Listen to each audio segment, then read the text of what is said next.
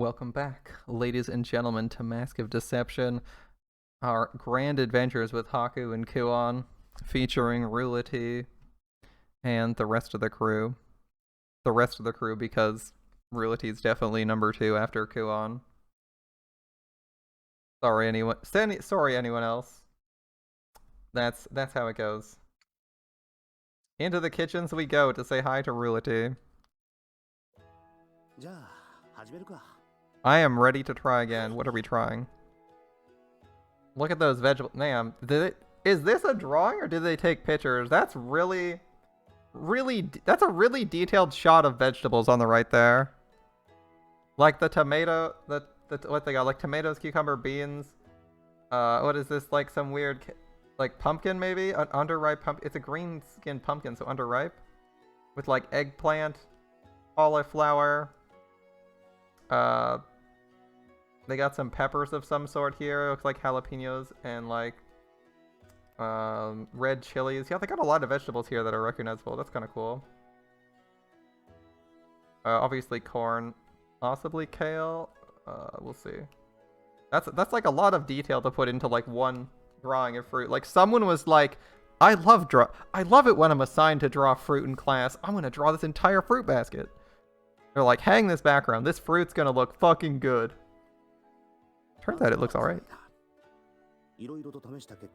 Alright, let's figure out what we learned. The bitterness intensifies after it hardens. We haven't been giving it time to harden using the sap taken directly from the tree itself. The bitterness persists, so now we'll try absorbing it with a mom powder. What if you how liquid is this sap? I think it's like I think it's already like a paste, right? It starts out as like a paste, so you couldn't really liquefy it. I was gonna say, what if you made like a syrup? Would a syrup work? Like you mix it with like water or something. Mix it with like some water to make it a little bit less strong. I don't know if that would work. Probably not. They're trying to make a sweetener. Sounds right. Rulity gives a small nod and begins mixing a mom powder from a small jar into a bowl of sap. Let me know if you want me to jump in. We can take turns at it. She'll be fine. I'll let her focus. I'm an amateur at this anyway. Maybe we leave it to set and then separate it after the amam sunk to the bottom? That way the bitterness is concentrated in the powder, leaving us with what we want.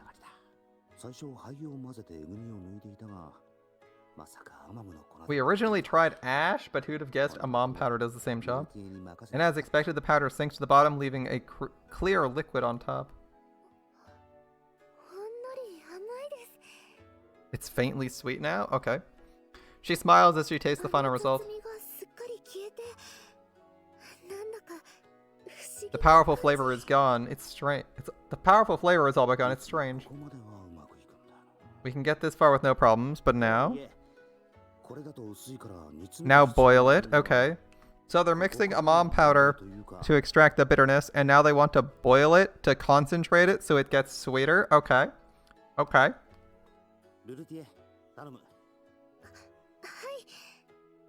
Probably a slow boil, right? She separates and scoops our prize into a pot, moving over to the cook fire. Probably use a really good strainer for those too. Alright, it's ready. Let's try not to burn it this time. Do a very slow boil? A slow boil.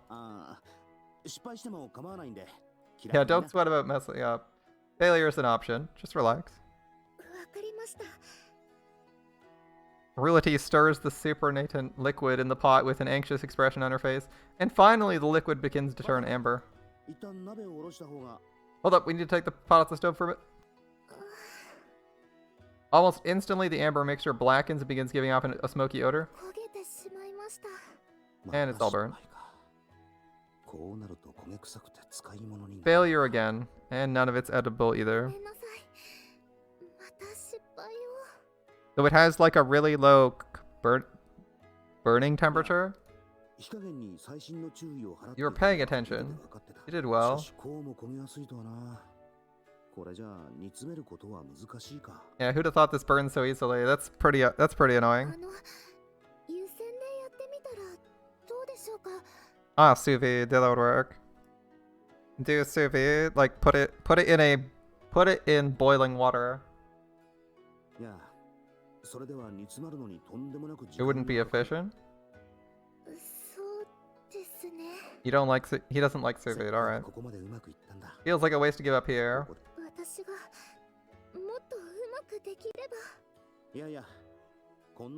Steaming it. What we were trying to steam it. Would steaming it work? Failure's a learning experience. We get there eventually.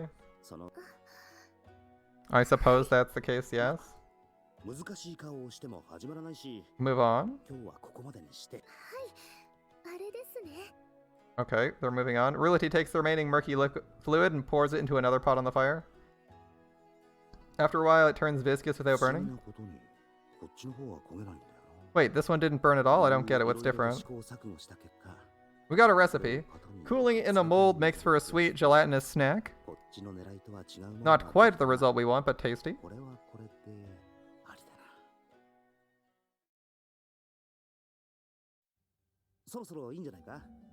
And it's about done. What do we think? Rulity takes the mold out of the water and flips it onto a cutting board. She takes a knife and deftly cuts the jiggling mass into neat, orderly cubes. And to sample our work. Nom nom. Delicious, he says. Okay.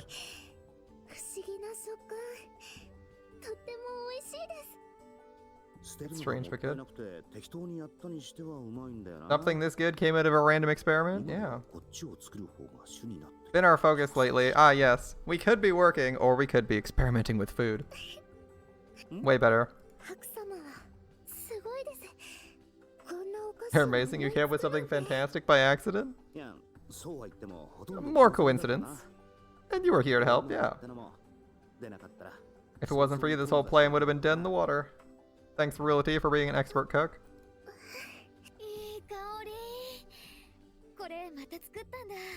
You made that jiggly stuff again, didn't you? It gives off a pleasing scent. Oh, we've attracted you. Hide the goods before the hounds steal our share, Rulity. Too bad. Oh! Nom nom nom. This wolf's already got her prize.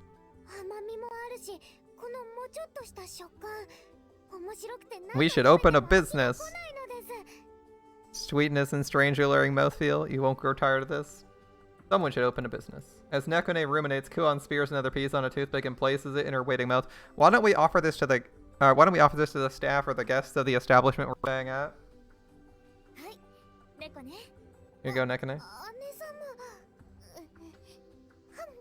Nekone looks embarrassed at being hand-fed, but her expression turns to a smile in short order. Well, at least they get along. Nekone always just tries to feed me to the sharks.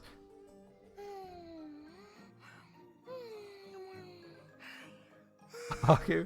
Do you mind if I have a bite? Atui, you've eaten half of it.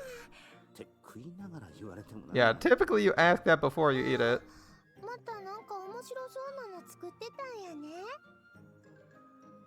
Looks like you've been working on something else?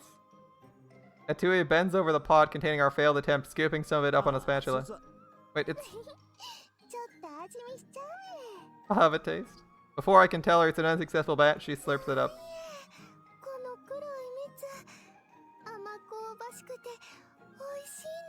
Did he accidentally make molasses? What's this black syrup you got? Hold on.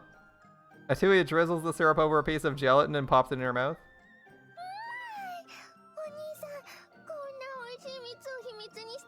Keeping this syrup a secret from us, it's wonderful. Wait, really? We didn't realize it was good? No one tested it? It is good?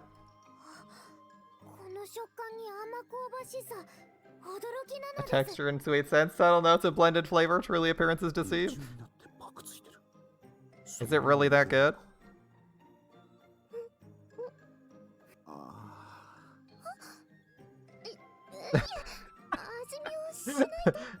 Taste testing is an important part of the process. They're actually trying to test and make new food, so that's a good excuse, really. It's also a good excuse when you're baking, though. It's a good excuse at all times. If you're baking, you're like, I'm just taste testing. Just eat a mouthful of cookie dough. Taste testing again. Sorry. Open up. Here we go. She stabs one of the snacks with a toothpick, dips it in the syrup, and holds it out to me expectantly. Why does everyone try to feed me like this? Reluctantly, I eat the substance right off the end of the toothpick. Wait, it's... With the syrup, it's really sweet. The black syrup's flavor is strong on its own, but as a sauce, it balances it out well. I was wrapped up in trying to perfect and never thought. I was sure it was a failure. There's a perfect use for it. It's a really strong sweetener. I see what you mean now. Failure is always an option. Well, I didn't quite mean that, but you know, it is what it is. What do we call this? That's a terrible name, Haku. A real name.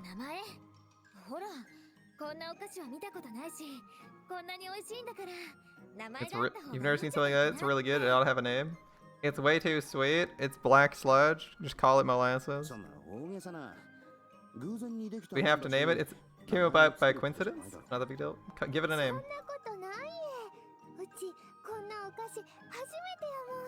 You're wrong. I've never tasted anything like this. Okay.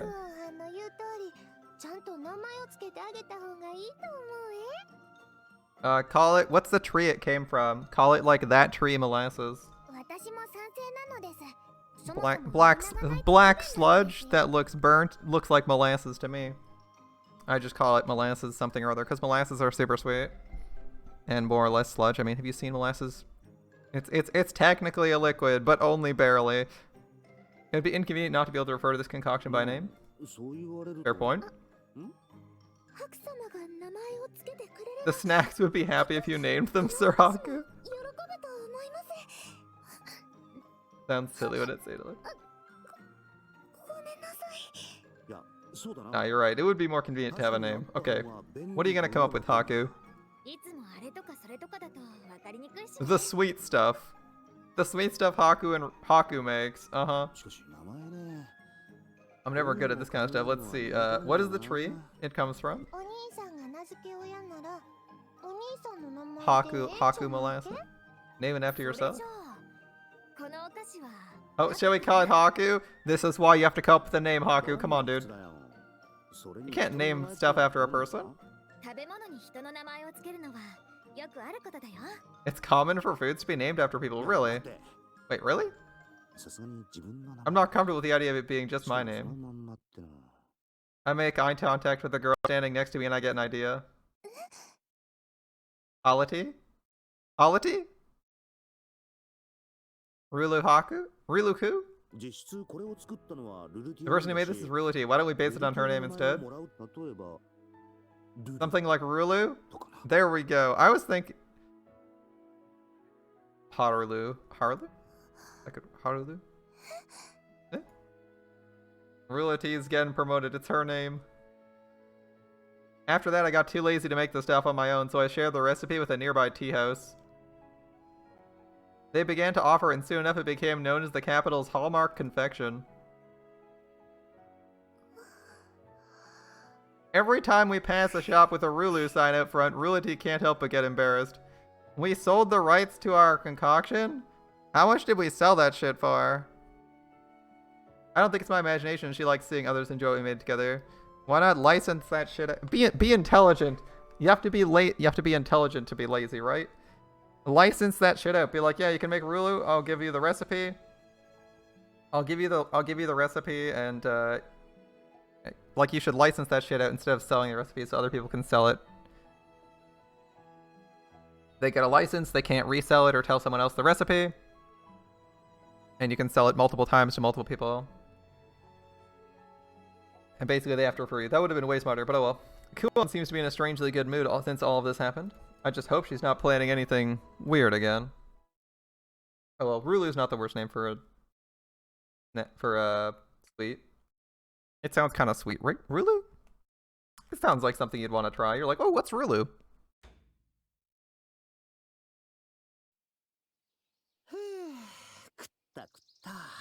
I'm full.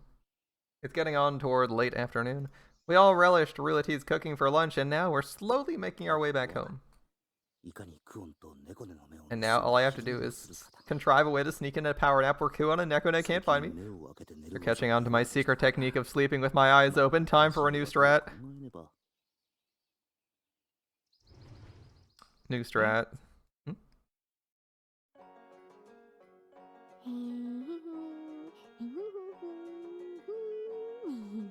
Oh, it's leopard-tailed. Is this the princess? The other princess? I open the door to our base of operations to find a girl I've never seen before. Isn't this the, like, high princess or whatever her name is? I know she had a leopard tail. Oh, a snow leopard tail. And she's just lounging about. She's super cute. Oh yeah, there we go. I'll do you a favor. I'll give you a nice view. So that's certainly a hole for, that's certainly a tail hole, but alright. That's certainly a tail hole, but it's giving you a bit more than just a tail hole. Yeah, she's super cute. Wearing some, are those toed socks? Those are those toe socks? Damn, alright. So cute. She's so cute. She's eating French fries. She's got like rings in her hair, a cute snow leopard tail. She's adorable. This game keeps giving me adorable characters. Keep going, devs. Keep going. She's lazily draped over the couch and reading some kind of book. She has snacks and a drink just within arm's reach, and she certainly looks relaxed. Because of her position, her skirt is splayed wide, bearing everything underneath. Yeah, Haku's noticing the ass shot too. She hums innocently, flipping the page of her book and reaches for another bite of her snacks. She's just lying there.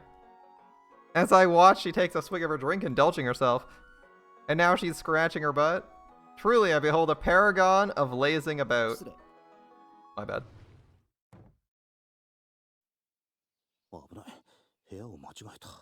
Almost made a fool of myself going into the wrong... Wait a minute.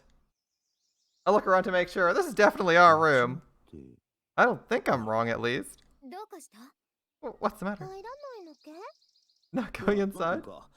There's a girl I don't know in there. Ass and all. Haku? What are you even talking about? Hold on, Rulati. Stop looking at me like I'm crazy. Her gaze digs into me in particular. Maybe I imagined it. There's no way there'd just be a random uninvited girl in our room. The music starts up again. Who the hell? Ah, you've returned. I waited upon your arrival for quite some time. You must be the Haku I've heard about. Oh, interesting. She's got snow leopard ears as well. That's cute. As I recall, this is the person who was on the palanquin earlier yesterday. The stranger tosses aside her book and sits up to greet us. Wait, that book? I can hear the tremble in Rulati's voice behind me. What about? I chanced upon it, I admit. Hidden in the lining of... That book was definitely an adult book, by the way. Rulati, what are you hiding in here?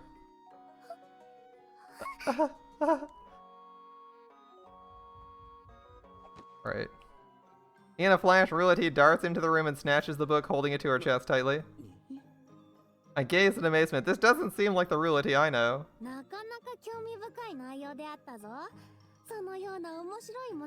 I must say that volume's contents are fascinating indeed. I've never heard of such tales. The depths of friendship shared by two men are touching indeed. Yes, touching. Two men, I see. Do you have the sequel it promises? I'd have you bring it that I may read more.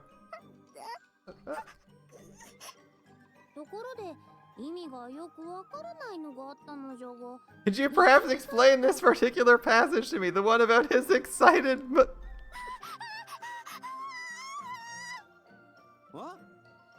Oh? Why is she yelling to drown the kid out? I've never seen Realty like this before. She's so cute, you need her name? Calm down, we'll get there. What's gotten into her? Realty? Realty jumps at the sound of my voice.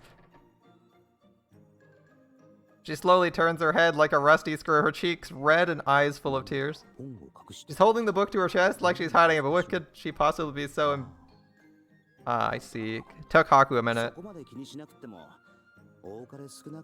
Haku, or Realty, it's nothing to be embarrassed by, it's only natural to be interested in that stuff. I've never read the ones meant for women, I'm sort of interested in what they're like. And now she's getting even redder.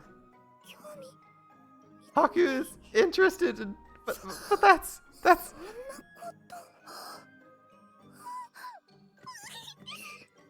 Realty covers her face and barrels out of the room as quickly as she can.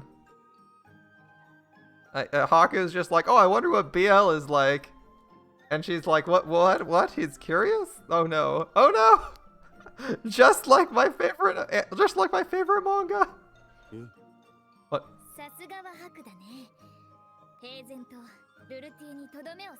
Haku, you gotta be quite the sadist to take her apart in so few words. What? Was that so bad?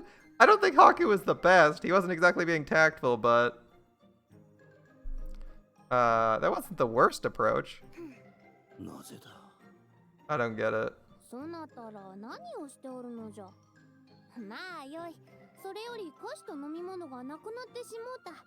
What are you mumbling about? Can you not see him out of snacks? I order you, bring me more. More what?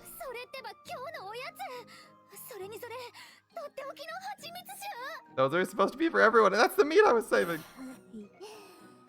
It was quite palatable. I think that was if that was the mead she was saving, is that the mead from her mom? This girl reeks.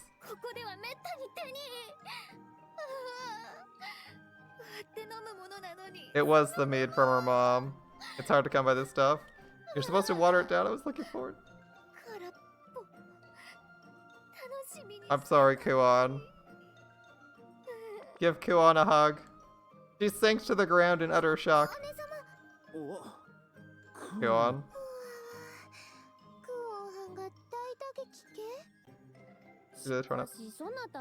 You let her quite. What's the word?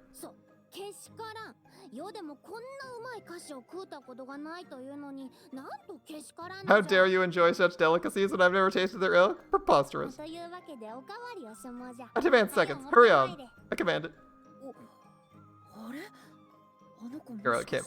I mean, you can tell her, no, I can't get more. It's from another country, made by my mom. Like, it's made by mom. She's like lives outside the empire. Like, you want us to get that? Like, okay. You tell him, girl, you don't know seconds. Kiru, who'd been watching the whole fiasco unfold in silence, begins muttering in disbelief. Friend of yours, Kiru? It's not that, just... Enough tarrying. I ordered you to be about it. Did I not? Silently, Nekone pushes the gibbering Kiru aside and steps forward.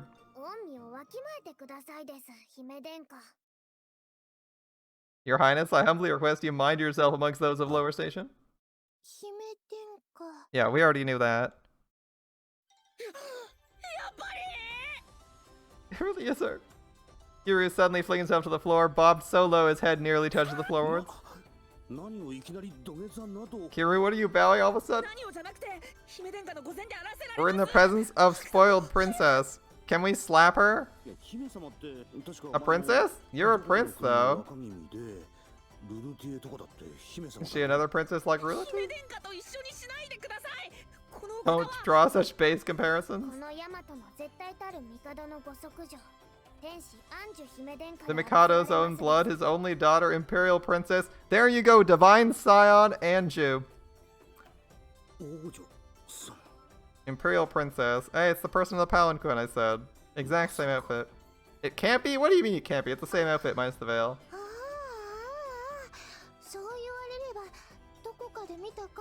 I didn't recognize her. I knew I met her before. It's definitely her. She spends so much time cooped up, I forgot what her face looks like. I gotta say, I'm gonna take one of Atui's lines. Her face is a bit of a consolation prize. How could you begin to forget something that important? Oh well. Why are you idly champing? Calm down, Kiru. Today I'm wearing the guise of a mere city girl.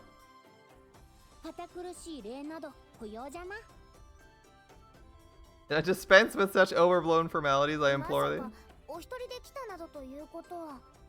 And you came here on your own? Of course, the commoner doesn't strut about flanked by guards. She's cute. You love that face when she does it? It's so damn cute. Really? Alright. Each his own. Hello? Oh, don't worry. I left a note before I made my escape and snuck out. Snuck out. Kiru collapses into the fetal position, clutching his stomach.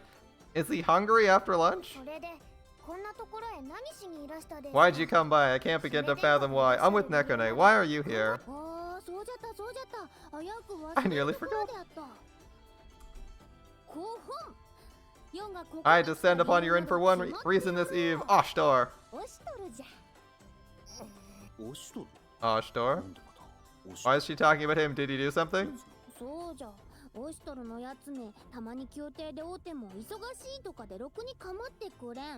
He claims he has no time to speak with me when I entreat him. So I came to seek him out on my own terms.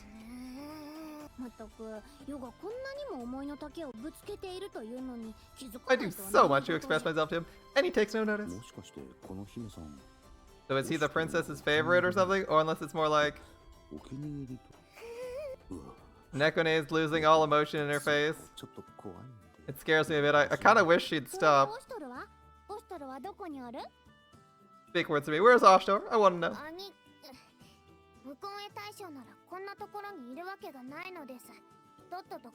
There's no reason for Oshtor to be here. Now, if you'd be so kind, scram. No fooling me. I'm surprised you're somehow connected with Oshtor. Bring him to me post-haste. I commanded. You ask us to bring him here, but it's impossible. First, he's not here. We can't bring you someone who isn't in the building. Second, that's supposed to be classified information. It would be a big red flag, and we can't let people know he's connected to us. Typically, we go to him whenever he has a job for us. Of course, he does put in appearances here as Ukon, but I'm not going to tell her that. No matter how much you want to see him, you're not going to find him here. Yes! Haku! Bully Anju! Haku. No, Haku's doing a good job. She might have granted us permission. She granted us permission. We good. I see your point, but whatever. Yeah, shut up, Kiru. Don't be a killjoy. Now she knows she won't find Oshtor here. I doubt we'll see her again. Are you done talking then? What? Kyoan's voice is no different from its usual kind tones, but why did I just feel a chill? Kyoan slowly rises behind Anju. The meaning of this. And all too familiar rope length wraps around Anju's head. Kyoan's tail starts tightening around Anju's forehead. I don't know how tight she can make it, but I'm starting to hear weird sounds. Ah, Anju will be fine.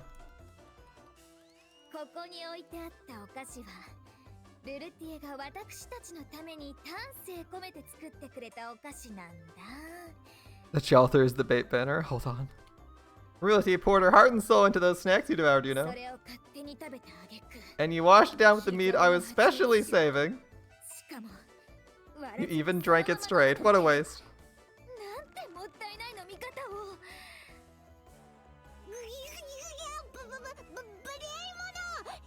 Who do you think I am? I'd hand me at once. A random city girl, aren't you?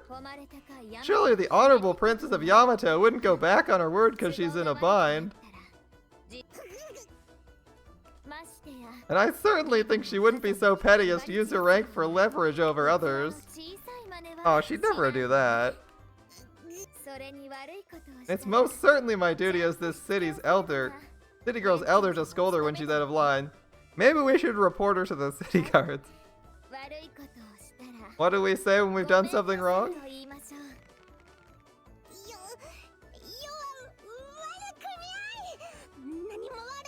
I've done nothing. I guess punishment will, beatings will continue until morale improves. Get going.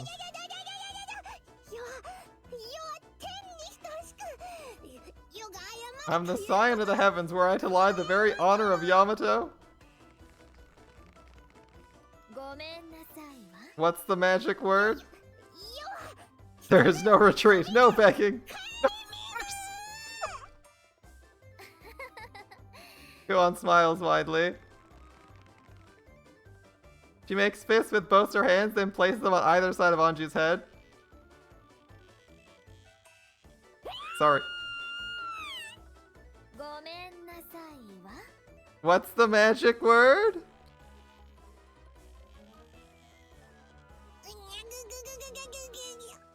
Yes, make Anju suffer. That's enough, Kuon. I quickly step in to stop Kuon. I'm pretty sure doing any more could be really bad. The fact Anju's head's starting to look like an hourglass is probably a bad sign. That's fine. Haku. You didn't say sorry yet. Why stop? That's it. It's not like you to get worked over something so trivial. Of course she hasn't learned her lesson. It's for her own good. Let's see how long she lasts. I'm with Neko. Keep going. I think there's someone whispering behind me. It's probably my imagination.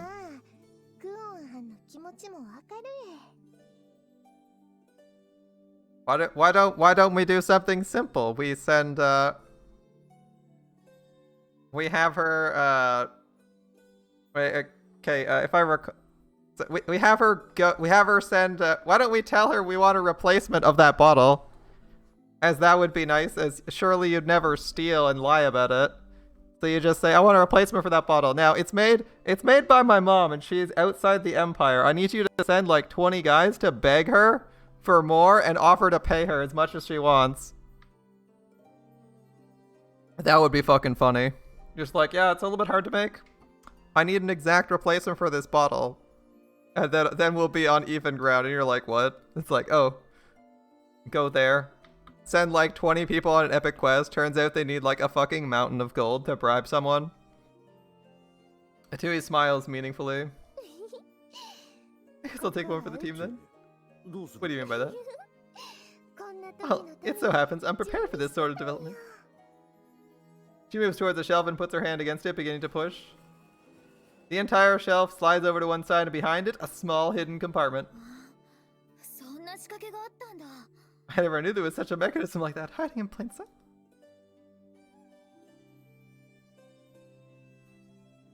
Kuon finally unwraps her tail from Anju's head, impressed by the shelf. I found it by accident, but I've been using it for my secret stash. Handy. And as she reaches inside the compartment, she stops. What? Where's my special stash of drinks? Special? That's strange. I had some expensive stuff in here. Where'd it go?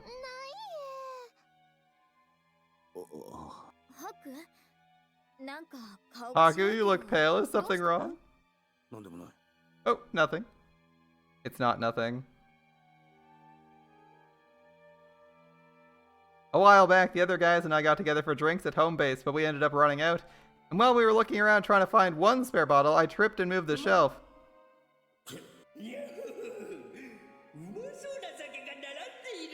Oh no, it's Maruro. Look at that. We can start all over and still have drinks left. Who does this belong to? Oh no. It's in our base, it's ours to drink. I like the way you think. Gentle lords, I believe we arrived at a concord most splendid. Let us unto our revels. And so we drank all of it and never replaced the bottles either.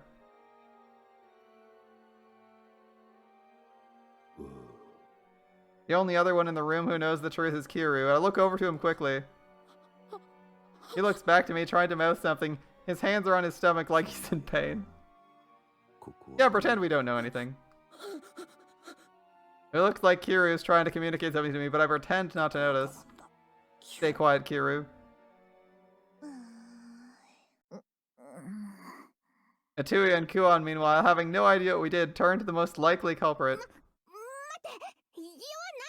Wait, I'm innocent, whatever crime you... And Kuon's tail, of course, finds its way around Anju's head once again. I would feel bad for Anju, but she did break into our room and drink all the alcohol and eat all the snacks. Without even having introduced herself.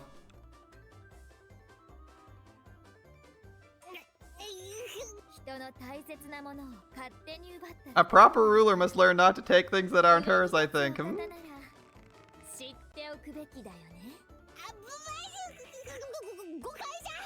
It's all great misunderstanding. I had no idea.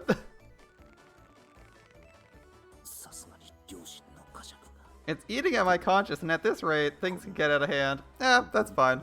Go on, I don't think she meant harm. She's just a kid. He's not listening. Great. Atsui? Now is the time to dethrone this foul tyrant. Suddenly, she produces her spear and puts a blade against Anju's ear. Wait, this is just spy. We gotta control. Evil will pay? Before I can stop her, she drags her nails down the spear's blade, giving a chalkboard-like screech. Pure suffering for everyone involved. Oh no. You agree with Atui? Dethrone this evil tyrant? Exactly! Exactly! Also, I agree with her. But I think you should have just killed Anju. Honestly, making a nails on chalkboard sign, I think, like she's not a normal person. She's got like cat ears. Can you imagine having cat ears and then someone goes up right beside you and is like, nails on chalkboard. Down the length of like a massive spear. Pure suffering. She'd probably rather be dead right now. My ears, my ears!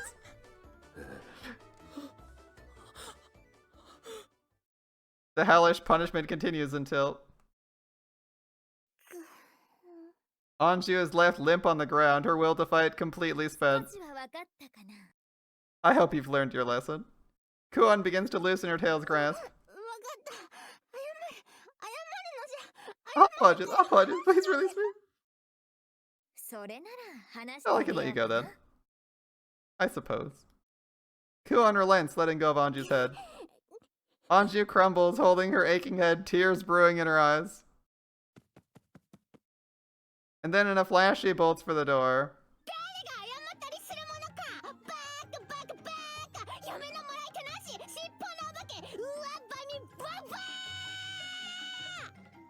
As if I would apologize to the likes of you, cretin drunkard. I hope you never find a husband. Or I bet you never find a husband.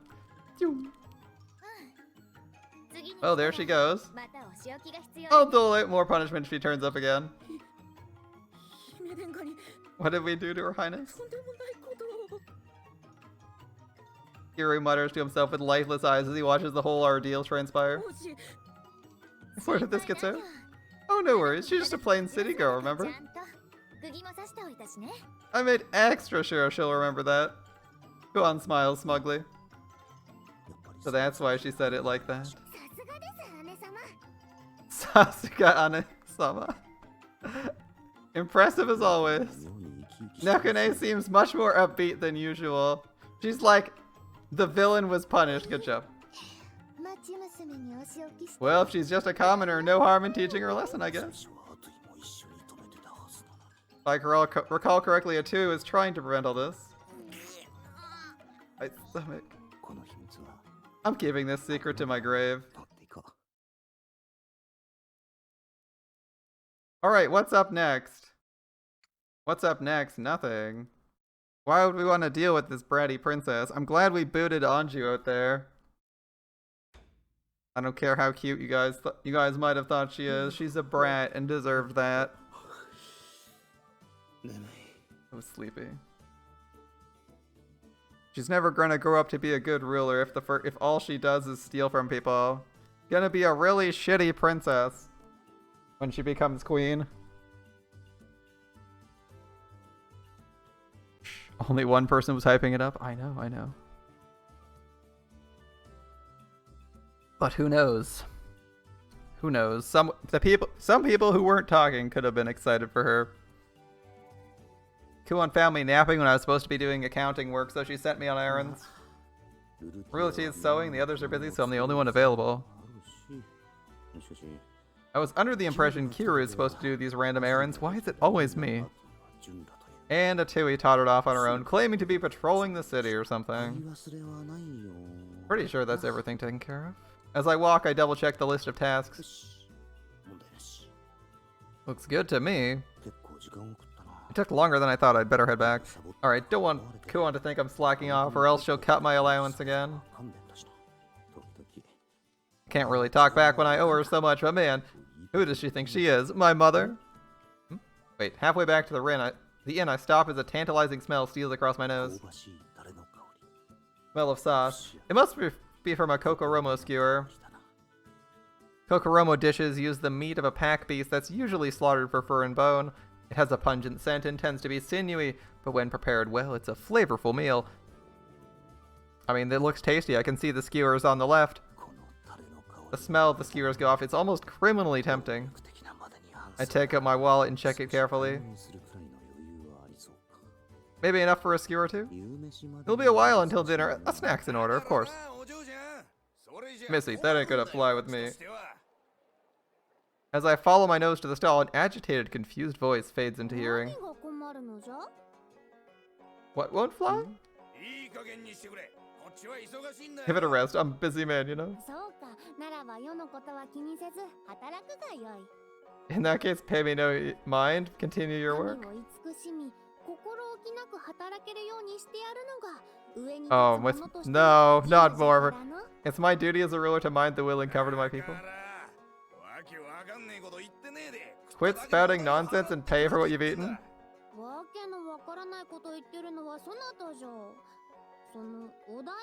It's you who spouts nonsense. What does this pay up?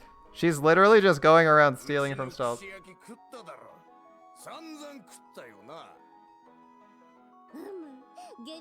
Your flavoring techniques are crude, but it was a satisfying meal. My compliments. Now comes the part where you pay for what you ate. I'm okay with watching her get her ass beaten again. Hey?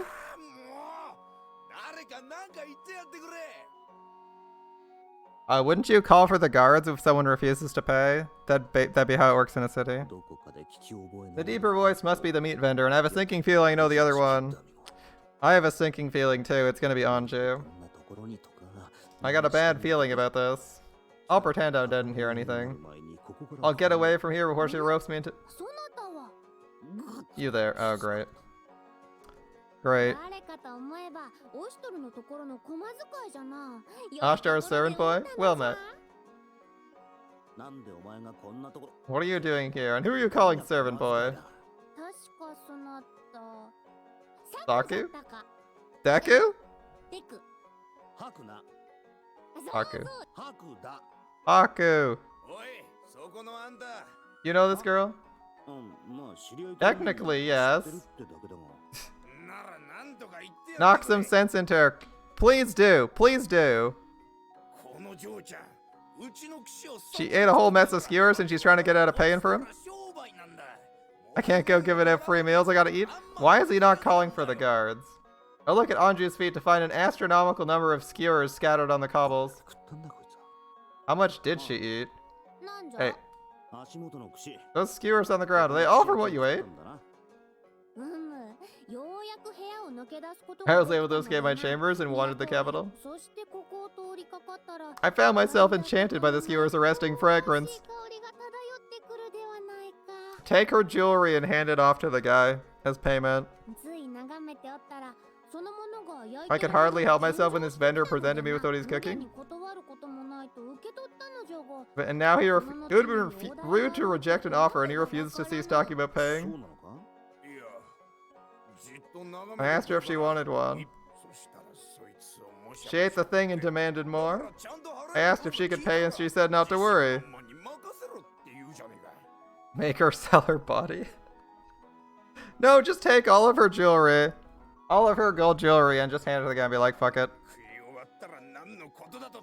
She says not to worry. And the moment she's done, she says she's got no idea what I'm talking about. You get me?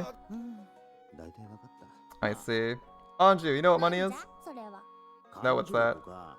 Accounting? Payment? Anju is going to be a terrible leader if she is already in her teens and doesn't know what money is. She is not prepared whatsoever to manage the kingdom. What an absolute fucking terrible princess. This is the crown princess, and she doesn't know what money is. Jesus fuck, you should know that at the very least from an economic sense, because your king should be fucking managing the kingdom's economy. Jesus Christ. Your education is thoroughly lacking in just about every way. It's like if you're able to fucking read or speak at this age, you should fucking know this shit. Cause you should be getting a hardcore amount of education if you're in the medieval period. Cause who the fuck knows, Mikado could fucking bite it next week in a battle or some shit. And you need to have some idea of how to run the kingdom. At the very least, you should know what the kingdom's expenses are like. Damn, she is a dumb-ass princess. I do not have high hopes for this Mikado guy. My standards of this emperor seem to be that he's lucked out into being an emperor and isn't actually that good. She's less educated than someone in the village. Fuck, she's less educated. Like, it's one thing to not have street smarts. It's entirely another to not have a concept of, like, fundamental things like, money as, like paying for something or currency or the economy. Like, you can even have only high-level understandings, but man, like, shouldn't you be in school literally all day, Anju, to try and become educated to be the next ruler or the next crown princess or be useful? You're old enough for this shit.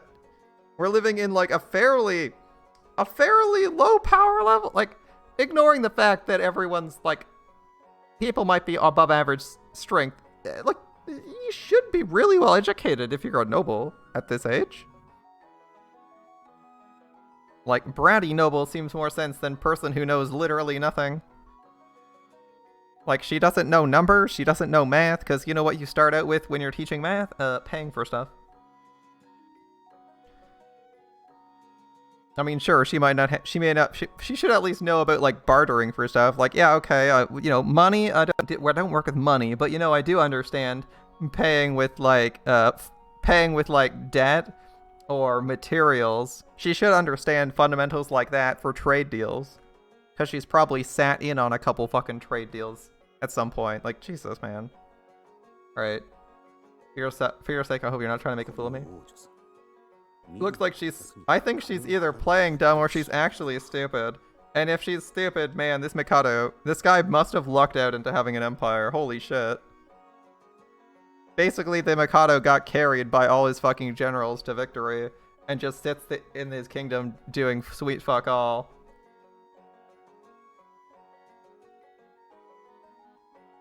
The biggest plot hole is how the fuck isn't a loan shark on top of her? I mean, yeah, I got real questions. Why is this guy not called the guards on her? Obviously plot reasons. Cause, you know, not paying to... If you're on the main street of the fucking capital, guards should be anywhere. And, like, if someone's stealing food and, like, fuck you, I'm not paying, you're just like, guards, this guy's refusing to pay and admits they ate food. And the guards are like, is this true? Okay, straight to jail with you.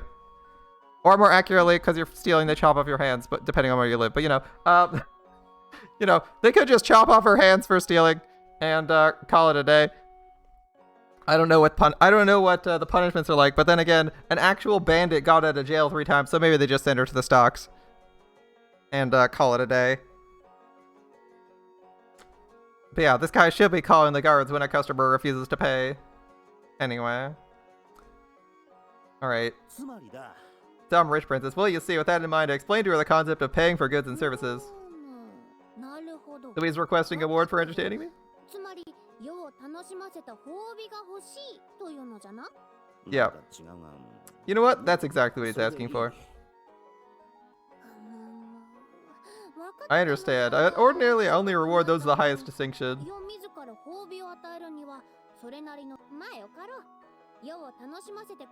It's true, you've entertained me. I'll consider this an exception. Anju reaches into her pocket to withdraw something.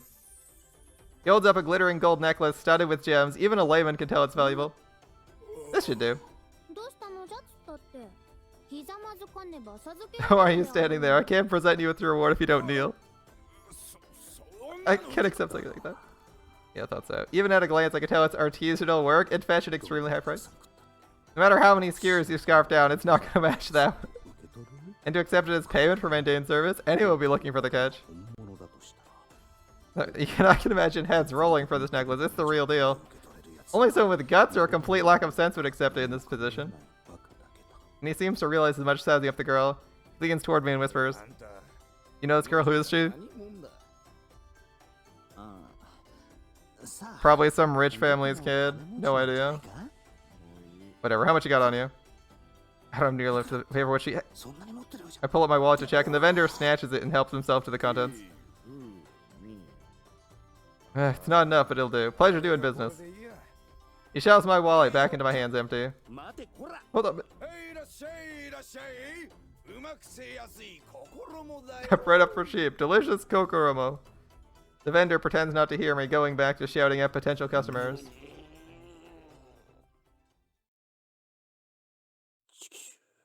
All my allowance. How'd it come to this? Her neck. We're not going anywhere. I'm going home. And why are you following me? I arrived at the conclusion your company provides great amusement to me, of course. Now you mentioned it. Visiting your base may produce more of those delicious snacks. Seems you forgot what happened to you last time. Now that I'm reminded, those delicacies on my previous visit, what are they called? Never laid eyes on such magnificent food before. I attempted to describe it to my cook, but she assured me no such things exist. Preposterous. Oh, that was a recreation of something I sort of remember? Pretty sure it can't be found in this country anyway. I wouldn't blame your cook. Oh, I'm relieved to hear that. Relieved? The Imperial Cook is the greatest paragon of her craft in Yamato, you see. There might have been a dish she knew nothing of. Came as a shock to her. Isekai power nerf, please. Apparently French fries are OP. She felt so ashamed she offered to take her own life to reclaim her honor. Well, alright, goodbye then. I convinced her otherwise, but it continues to perturb her daily. Damn, well, I guess Reality is gonna have to make a trip to the castle. In any event, I have a wondrous proposal for you. Guide me around the capital this evening. No, I'm going home. And so are you. Understand? I go through all the trouble escaping, and you'd send me back? Heartless. It's not heartless. You're miserable to be around, Anju. I mean, she's funny from a I'm not involved in this scenario because I'm a third person reading the story of these two's interaction where it's amusing and I'm not suffering, but man, she sounds miserable to be around. Look, consider your own position. Do you have any idea how much trouble you're causing right now? I remind you, I'm the heir to the Mikado and will one day inherit. Dude, I don't know about you. Did you see how old King Charles had to be to become king. The man's on his deathbed, and he's only king now. Our character, no joke, will probably be dead before she inherits the throne. It's like, French fries are a lethal power only isekai protagonists can wield with their full potential. They might even be able to drive someone to suicide. It seems to be the case. If I'm to rule with any kind of wisdom, I got to observe my people living their lives firsthand. I feel like you need a basic education in literally anything, like mathematics. That's why I venture out into the city, to witness for myself the people I must govern. You're thinking of amusing yourself, clearly. What kind of fool do you take me for? One who knows nothing, and has not even received a basic education.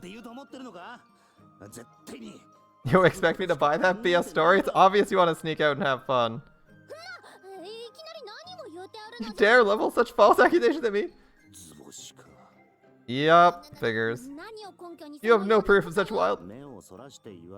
Why don't you try looking at me?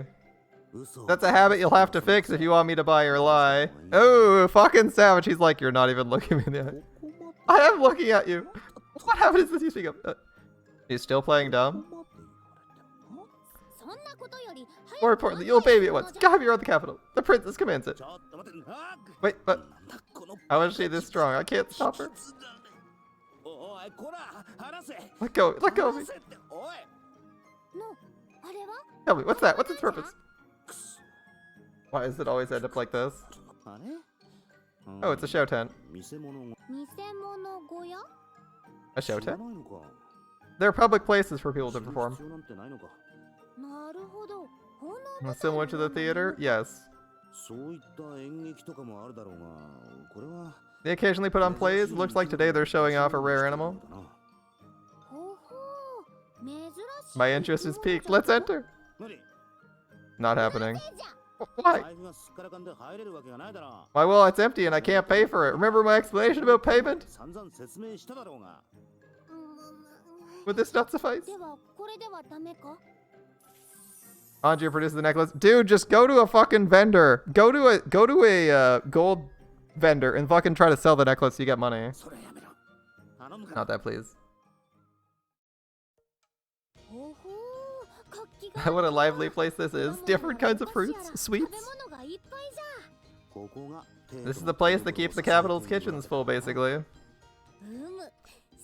I expect no less from Yamato. The best selection in the world. Anju makes the proclamation loudly and excitedly as she looks around. She sniffs the air as though picking out a particular scent and then turns in one direction. You gotta be kidding me. She just ate a ton. Seems they rotate the meat as they roast it here. Yeah, it seems like it. Rotisserie, that smells good. Now I'm starting to get hungry. It's scent different from the skewers I sampled? Yep. Is it different from Kokoromo? With that, you shave off the meat that's cooked and wrap it in a mom. It's pretty common around here.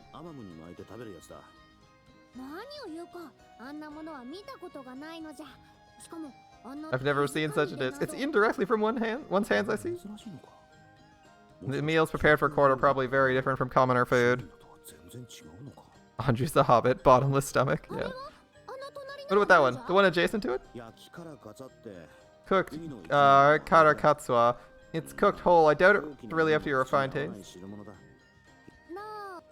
Would you? No money. I'm broke. Quit flashing it. And so Anju drags me around the capital. At long last, we reach the edge of the capital, the city gates. The sunset turns the sky red. We must have spent a... Crap, I forgot I'm supposed to be running errands. I'm getting a headache just thinking of the telling off Kuon's gonna give me, but I guess my first problem is what to do with Ms. Princess here. The last thing I want to do is cause any alarm in the court once they find out she's escaped. I know I'm the one being dragged around, but that's not what it's gonna look like if I'm caught in this shit. Over there. Oh. What lies beyond the gates? Bunch of things, I guess. Mountains, rivers, plains, other countries, the ocean. How specific do you want me to be? The ocean? I'm told the water stretches as far as the eye can see. I wonder how far it goes. Very far, my friend. You haven't seen it? I have not been beyond the bounds of this capital. That is what it is. I have not the slightest idea what other countries are like, let alone the sea.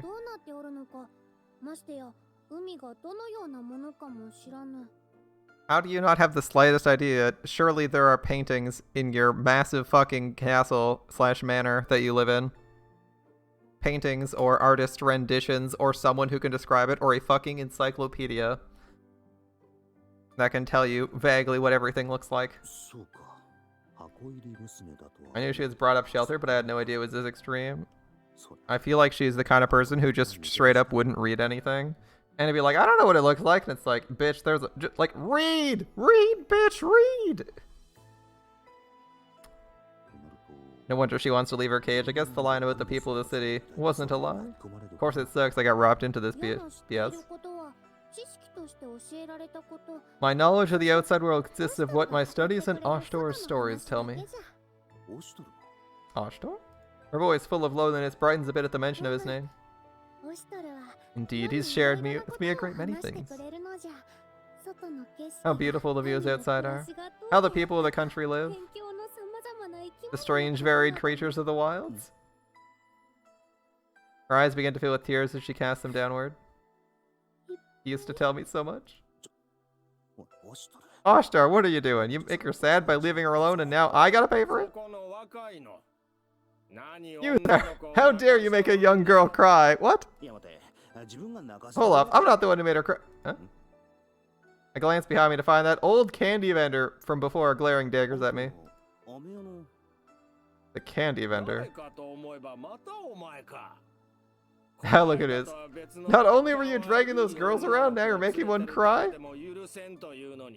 What can I say? We're a heartbreaker. But we didn't actually do it this time. I told you I didn't make her cry. That she's saddened in your company makes you guilty? This guy is merciless. That's not really fair. Buy this. A sweet ought to help cheer her up. I actually don't have money right now. You make a girl cry but you're useless? Pathetic.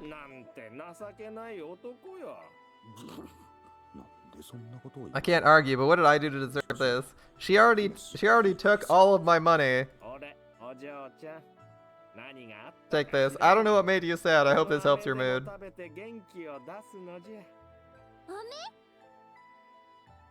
Oh man, like Anju's candy. Anju's face immediately brightens as she sees the candy the old man hands her, wagging her tail.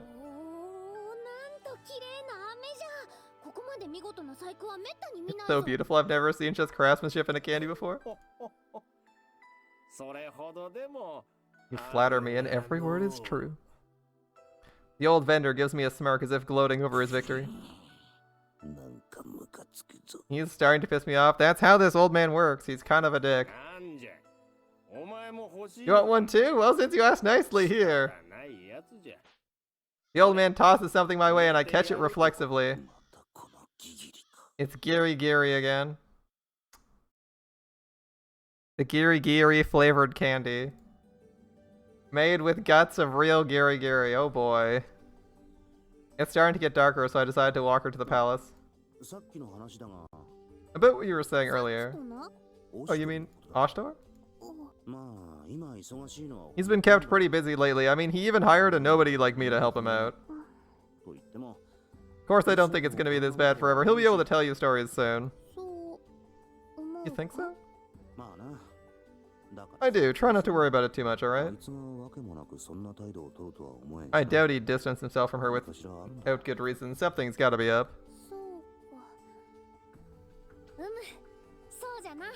Alright, you're surely right. When the time comes, why don't I ask Oshtor to take you outside the walls? You can tell him it's punishment for making you worry so much. I hadn't thought of framing it like that. Why am I the one telling her this? Incidentally, are you gonna eat that? Anju's eyes linger on the Giri in my hand. I don't know that much of a sweet tooth. You want it? Oh, it's crafted beautifully as well. Oh. He keeps, at least he's letting someone else eat it. The sight of a young child sucking on what by all appearances is an insect is nothing short of gross. I'm getting chills down my spine. It's quite delicious as well. Glad to hear it. That was delightful. Was it now? Have you any aspirations of serving me directly? No, you're a bitch. I find myself taken with your brazenness. You know who I am, and show no fear. All the courtiers in this place are inflexible, and I find myself suffocating in their company. Oh yeah, she's a princess. Anju, beige Anju. I find myself speaking with you to be a delight. With someone like you, life would be more entertaining. What say ye? I don't know, this is pretty sudden. I hardly intend to press an answer. Take your time and think over it at least. As we talk, we find ourselves at our destination. The point I can't go beyond, unfortunately.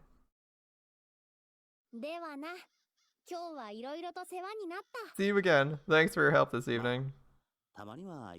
Guess we all need a break from things from time to time, right? It's so. At least we agree on this one thing. Alright, we'll meet again. Sure. She's planning on escaping again, isn't she? It's extremely late by the time I make it back to the inn. I'm back. And where have you been, Haku? Go-on smiles unsettlingly as she welcomes me back. It's not like I was giving up, okay? To make a long story short, I had another run-in with Miss Princess. That princess. I swear, I was minding my own business and got roped into it. Complaining won't do any good. Suppose you're right. It can't be helped. Did you finish your errands at least? I left the groceries somewhere out in the city. Okay. This whole day has been out of my control, I swear. Take a seat. Let me explain. Take a seat. Yes, ma'am. Well, at least Kiwan's here. What's next? Oh, more content. Hallway at night. Alright. It gets cold out here at night. Too much tea. As I make my way down the hall toward the toilets, I notice a figure leaving her room. It's Kiwan. What's she doing up this late? Maybe a trip to the bathroom too, or? She turns in completely the opposite direction from me, moving with purpose. As I watch her go, she heads not for the main entrance, but slinks out a smaller back one. I wonder where she's going. Curiosity gets the better of me. I decide to follow and slip out after her. Yeah, I think Anju is alright. I think she'd be like really annoying to meet in real life and like waste so much of your time and money that you wouldn't want to be around her ever, but you know. As a character in a story, seems alright. She might get better. I feel like they might be having her show up a bunch as a recurring character. We'll see how it goes. I mean, we've had 2 scenes and they're both in the same like chapter or whatever of this game, so it's hard to tell if she's going to be a strong recurring character. But I mean, she was, I think, in the intro. She was in the opening, but then again, so did like a couple of the generals and the left mask or the left guard and like who else hasn't shown up too much? The twins have, or the twin robe people, I think. The people I'm guessing are the twin robe people showed up, and they haven't even shown up yet as like people without their robes. So we don't know how much they'll actually show up, because I don't think left guy is going to be a major player, at least. Like, he's shown up in 2 scenes, very small amount of them, and that's been it. So may not be a major character, might just be a side character that looks cool or shows up a bunch. Curiosity gets the better of me, and I decide to follow and slip out after her. Alright. Kuon walks calmly ahead on the road, looking at the moon as she goes. Moon does look nice, and here I am, skulking in the shadows behind her. What business does she have outside this late at night? Kuon, who'd been walking without breaks up to this point, stops in front of a fence. He looks up through it, eyeing a large tree growing on the estate within.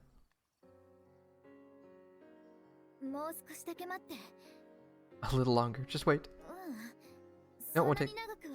Not gonna happen. She's muttering to herself. Is she just sleepwalking? But the looks of it, she's pausing and answering questions. Sounds like she's talking with someone, but who? You did this once before too, but we're alone in the dead of night. Nobody's around but us. Understand you're about me, not a child, but...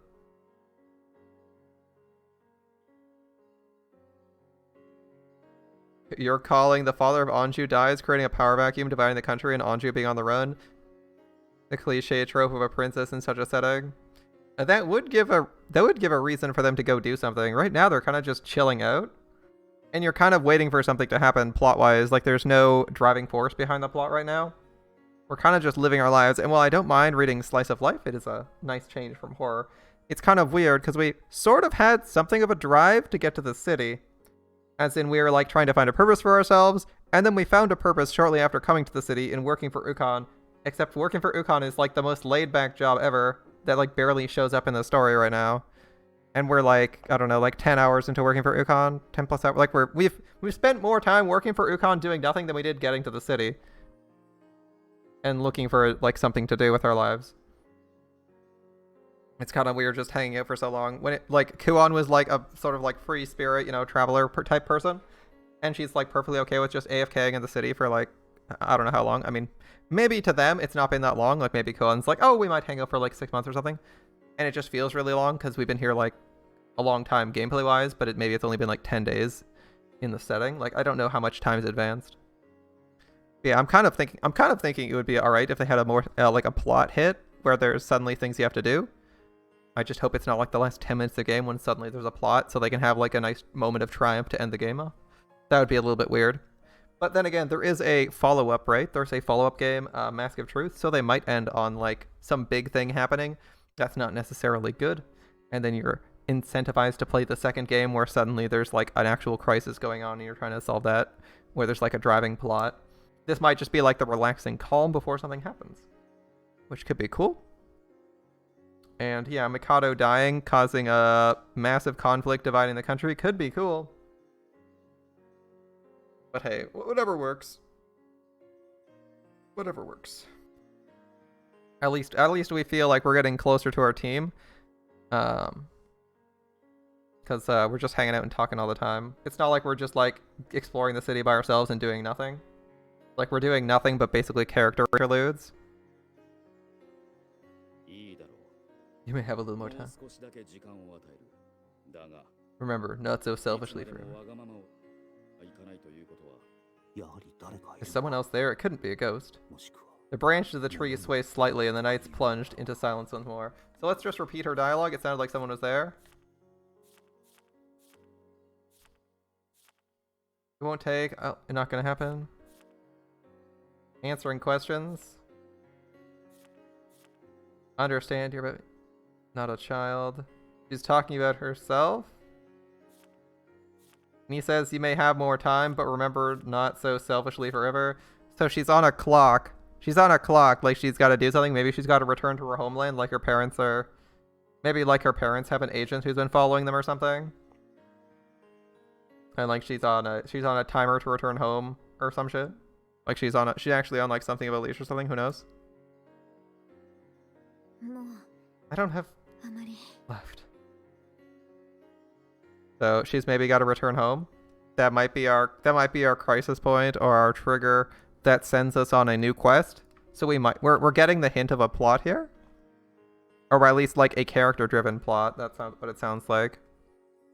Because I'd be okay if it's like Kuon has to return to her home country, make the journey. That would be cool. We'd have a reason and a purpose to go there. And I think Kuon's like a strong enough character to like have like a driving force around. Because our character is probably not going to abandon Kuon at this point. So if Kuon has a goal, return home or escape from her family's like stalker agents or something, that would be fine. Alright. Kuon sighs deeply and her eyes return to the sky. I'm not sure I understand, but I got the feeling I wasn't supposed to see that. I'm more anxious than I thought, and suddenly the wind feels colder and sweat trickles down my back. I better head back. I can't shake the feeling, however. Someone's watching me as I turn away. I mean, Kuon's expression changed, so I think Kuon got a glance. When I look back at Kuon, she's still staring up at the moon. And the longer she stares, the more her eyes seem to turn to water. Kind of weird talking to the Japanese VAs. That is kind of true. I'm taking like a slightly different approach here, because I don't know if I want to just like skip their dialogue or mute it.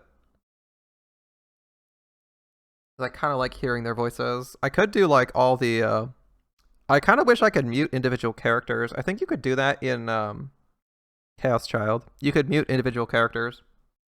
I just didn't end up using that function. But if I could mute individual characters, I would keep all of Haku's dialogue muted so that it was like I was playing Haku. I think that would be cool. Mute protagonist, where I read all of his dialogue and all of the like other characters speak their own lines. That would be kind of cool. Yeah, what's up, my dude? Alright, so let's see. Another episode with Bratty Princess. I take a bite of my skewer as we walk, savoring this delicious taste. Looks like I made the right choice. This style's Kokoromo is pretty tasty. Tired. That's life. That's life, man. It sucks. I was actually super tired today. I even went to bed early last night. Oh well. The juicy fat mixes perfectly with sweet and spicy sauce, suffusing my mouth with bold, rich flavor. Maybe skip. Yeah. Ah, the duo return! We haven't seen these guys in... Hold up, how long has it been? I think it was around the 10-hour mark when we last saw these guys. We are 28 hours in! These guys showed up 18 hours later? Holy shit! It's been a long time. By the way, they've never spoken. They've only ever poked and prodded us, and then disappeared. And what do you two want? All of a sudden, that mysterious duo from before appears on either side of me, quiet and unannounced. And I've already come to the conclusion that they are the cute twins from the OP. So we just got to see them without their masks. Veils. You two disappeared as soon as we arrived. Where'd you go off to anyway? They don't ever talk. Chatty as I remember, of course. Plot Ratcaster from Foucault. I can't even make out their expressions because of those head coverings. You know, it's hard to see where I'm going with you two all snuggled up to me like this. These two don't have any concept of personal space, but at least they're not hurting anyone. I don't even think they have any ill intent. What? I can't see their eyes, so it's just a feeling, but I could swear they're staring at me. Oh, the bag of skewers I just bought, of course. You want some? You know, I'm not sure why I was expecting a response. Again. They look like Chinese Enoch. Chinese Enochs? No, we're based vaguely on Japan. In fact, this entire city, if you haven't seen the city, looks like the map from Lost Belt 5.5 Kyoto. That's what the city looks like. If you want to envision it from above, it looks exactly like that. Except instead of whatever the fuck they had in the middle, they have this giant-ass white ziggurat. As this whole place is based mostly in, Japan. Yeah, Heian period Kyoto. That's what it looks like. And this is like sort of fantasy Japan, where everyone has animal ears and tails except for our protagonist. And several people have superhuman strength. Actually, you know what? I'm going to assume everyone has superhuman strength. Trust you can differentiate. True. I don't know what these guys are supposed to be themed on, though. I don't know enough about Japan to know what these guys are supposed to be based on, but I guess I'll take them as I think they're like vaguely religious looking, so I think they're like vaguely associated with this setting's religion. We just haven't interacted with it much. I hand them each a skewer. They both accept and quietly tuck it in, holding them up beneath their masks. It's hard to see anything through all that cloth. You like it? In unison, they nod in approval. Glad you like it. We walk in silence for a while, eating while we take in the city. It's kind of nice, actually. Sir Haku? Hello, out shopping? Well, eating out more than shopping. What are you up to?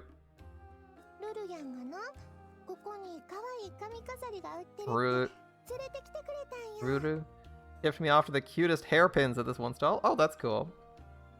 Cute hairpins, awesome. Rulity is a gem. Rulity is a gem. All the head pats for Rulity. Hairpins, though. Nearby, I spy the vendor in question. Their stall loaded with hair ornaments of all kinds. Rulity's interest is given. And Tui? I didn't think she'd like this frilly stuff. Taking the sights in on your own, then? On my own? What are you talking about? Oh. That strange pair, of course, disappeared without so much as a word. Figures. This again. Those two, they just come and go as they please. I swear they're stalking him. Again? At any rate, I was taking a walk and got hungry. I picked up some food along the way. Smells good. Tui's ears prick up when she takes notice of the skewers. Just a little sampling. She snatches the final skewer out of the bag before I can protest. That was the last one.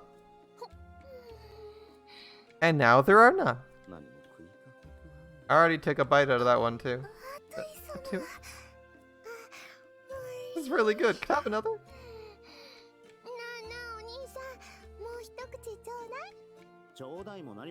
That was the last one. Oh, so many people abusing him. He's too nice. Get some more then. That's this way, right? Atui wraps her arm around mine before I can protest. God, really? Let's go. And so I ended up going back the way I came with Rulity and Atui in tow. Did you already buy that hairpin? There were so many I couldn't make up my mind. Shopping is in the capital is my belief. Dude, I can sympathize. Sometimes when I go to fucking stores to buy stuff that I don't usually buy, I can just like sit there and be like, there's like 50 fucking kinds of this. Who cares? Like they're all, it's like 50 different aesthetic differences and I'm just like, yeah, I don't give a fuck by it. Like, nope. I'm gonna waste 30, I'm not gonna waste 30 minutes in the store deciding on like what I want to replace like my fucking faucet with. I'm just gonna like leave. Too much effort. I thought the red one looked nice on you. Yeah, red kind of worked with her. She's got red as an accent color. And like I can see the shop roof in the background even works with her because she's got like those red little bows on her neck and shoulder pads.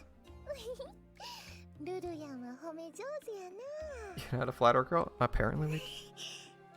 Really is too cute. Too pure for this world. Actually not pure at all. Considering we know she likes reading BL. What did it look like? It was about this big. It had a floral pattern all over.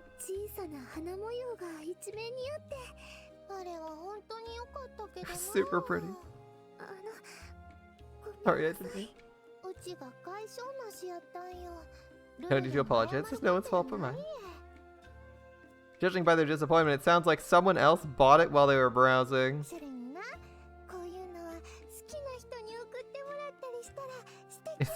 It's more romantic to get it as a gift from your lover. That's true. Yeah, okay, Atui.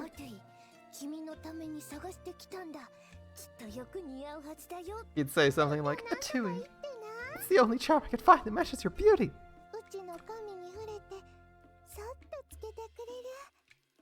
And then you gently stroke my hair and slide the pin almost staring into my eyes, then... Yeah, keep the fantasies to a minimum, please. BL is bad, Civ. Really? Well, just because you don't like it doesn't mean it's bad. I don't really care for BL either. But hey, if people like it and want to read it, and it's not actively causing harm to the world, that's kind of fine.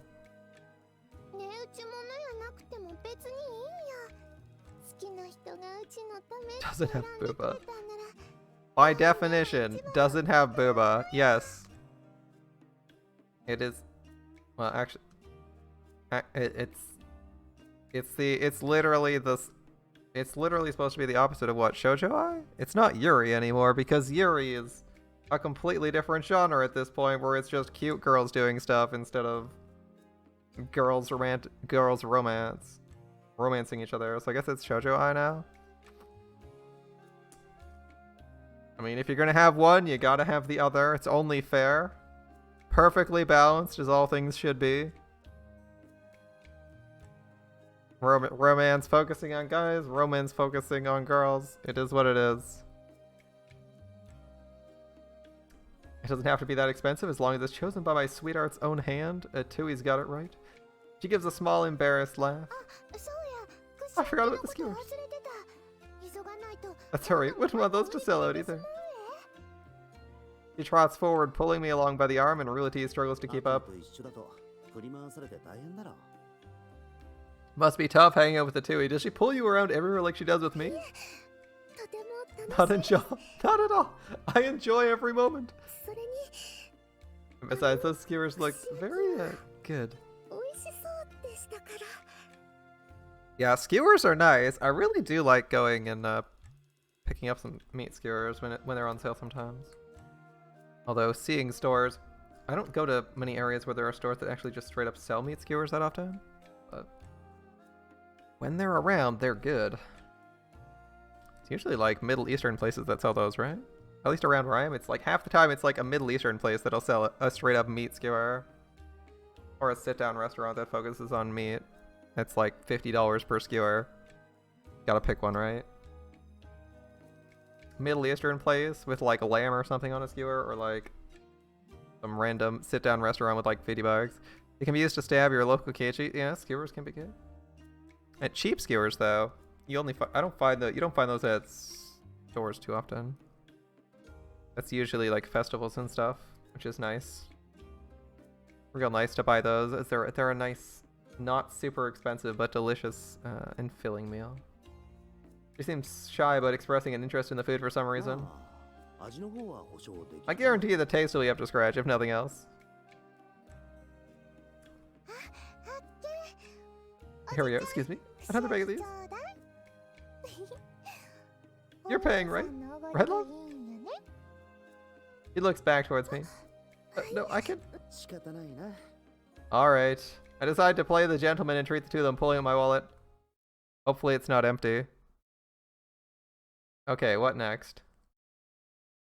But apparently we're still going. Well, it feels like Konosuba. It's like Konosuba, except we don't do quests. We're just hanging out in the capital for 99% of the time. Everyone leeches Kazuma's money. Yeah, I have no clue where we get our money from, considering Kuon takes it all and doles out an allowance to us. Because apparently we're bad with our money and we just waste it on alcohol. Nekane, have you seen that paperweight I had here? Haven't seen it. I swear I left it around here.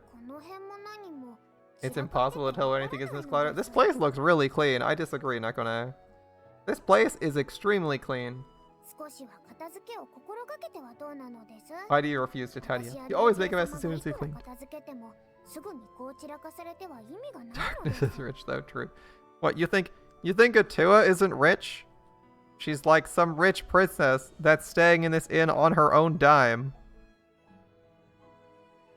She leech to be scuffed? Yeah. I mean, Nekone is in Oshtar's family, and he's kind of broke right now, so I can kind of understand. But Atua's got money. She has no reason to be demanding people's money, other than that she's cheap. And because, you know, she's all about that romance and chivalry and business. Chivalry business. Alright. You make a mess as soon as we cleaned? Yeah, it is what it is. It might look like a mess to the uninitiated, but the placement of everything here is precise. Don't waste my time with excuses. With that, she returns to her desk, sorting through papers. I can't argue with her when she's right. Is that a table with sand in it? I just noticed. Is that sand in the center, or is that a tarp? Or like a smooth wooden surface? It's a weird table design, like the edge is really wide, really deep. Suddenly I feel a tapping on my shoulder. It's these two. I look behind me to find once again the mysterious duo, and one of them holds the paperweight I'd lost. Why are you... Oh, got it for me? They nod in unison. Thanks. Did they get here? They weren't here before, right? Why are they here anyway? Did you have some business here or something? They shake their heads. And for curiosity's sake, you've been here how long exactly? They tilt their heads to one side as if to say they don't understand. They only answer yes or no questions. Something the matter? You've been mumbling to yourself. Nekane looks up to me perturbed. Well, you see these two? What are you talking about? I'm talking about... They're gone? When I glance behind myself, of course, there's no one there. They came out of nowhere and just vanished? They better not be ghosts or something like that. It's weird that they always disappear, but I'm pretty sure that Kuon noticed them harassing him during the trip, so he could... If he told Kuon that the twins showed up a couple more times and he's talked with them, she'd probably remember them. Oh, that's unusual. We have an unlabeled location. Alright. Sign me up. Let's see what's going on. While walking my usual way back from my errands, I start to get an uneasy feeling.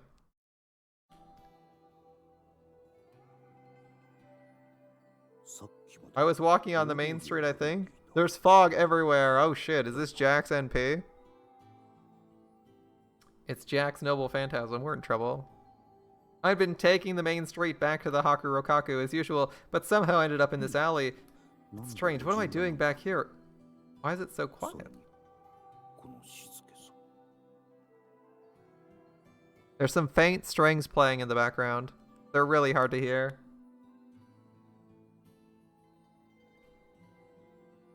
Some kind of mist fills the street and obscures my vision. Even so, I can tell no one's around me.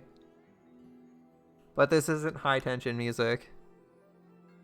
This is more like mysterious or relaxing in like an unknown realm separated from the real world. Some kind of mist fills the street and obscures my vision. Even so, I can tell no one's around me. The noisy ambience of the city has fallen away, and an eerie silence reigns in its place. My hand closes around the metal fan Kuon gave me, and I look around cautiously.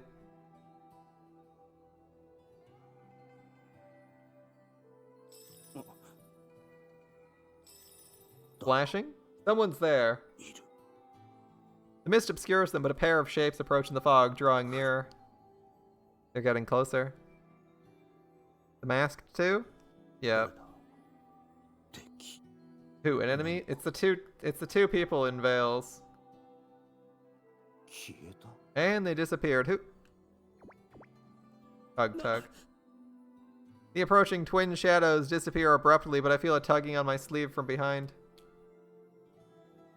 A familiar silent pair stand there as though they've been there the entire time.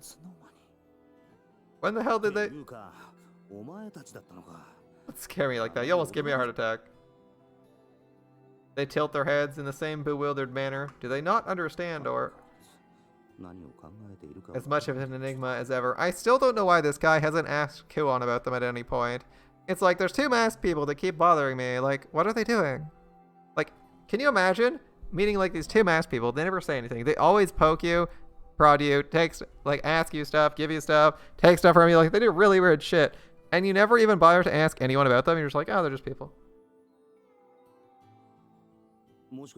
Did you want something from me? Tug. They each grab one of my hands and pull me along, heading down the alley in typical silence. I guess we're following. They nod and walk again, guiding me as they go. Did you create this mist then? I see. I don't really get it, but they seem to be acting this way for a reason at least. I'm surprised I'm allowing myself to be led along so blindly. When it comes to these two, I just don't feel threatened. They haven't done me anything harmful yet. Transition scene through the mist. Where are we now? I haven't been paying attention, but suddenly we are in the corridors of a massive building. When did we enter this beast of a complex? Something like this. Ultimately, the winding maze of corridors opens into a broader open space.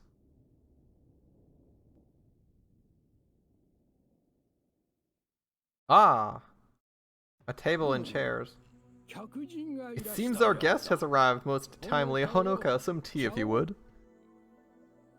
Alright, one of them's named Honoka. Alright, Honoka. Which one's Honoka, do we think? Oh.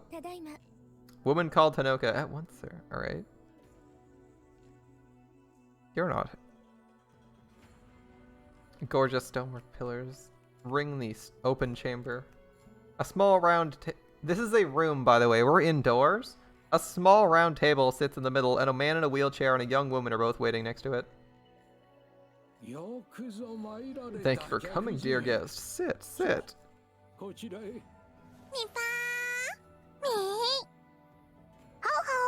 ho. Phoebe would never scam anyone. The old man smiles amicably, indicating a comfortable-looking chair across the table. I see, I see. How's it going, my dude? Who the... I mean, who are you? Who is this old man? Me? Well, I was a crepe salesman of a kind. That is a lot of sound effects today. Rotating through those pretty hard, are we? Okay, I was a crepe salesman of some kind, but I'm long retired. Call me Mito if it pleases you. What are you doing in this mystical realm, Mito? Right. Why does this feel suspiciously like a fake name? I would like to stop for 1 second and point out that this man has regular-ass ears. He's the first person we've seen that doesn't have evidence of a tail or non-human ears. This guy might be someone relevant. It might even be the Mikado. Who knows? Because we haven't seen the Mikado face to face. But we haven't seen anyone who has his ears. Okay. It's an isekai. We know it's an isekai. We know it's an isekai already. The question is, why is there another human here? I'm Haku.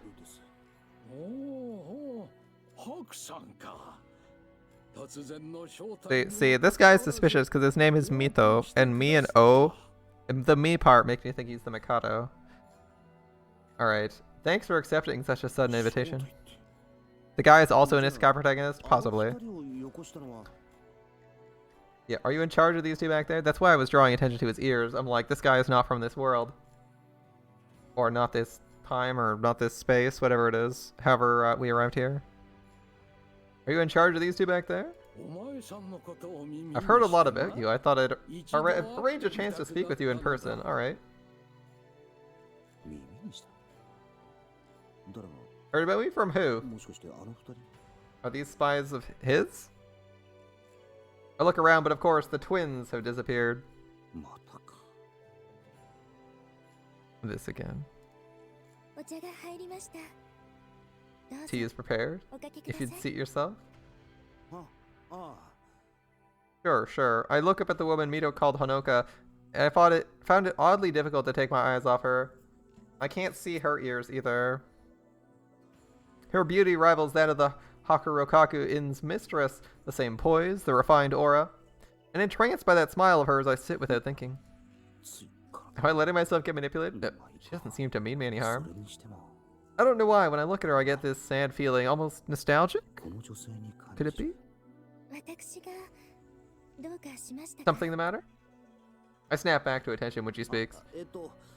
Sorry, have we met somewhere?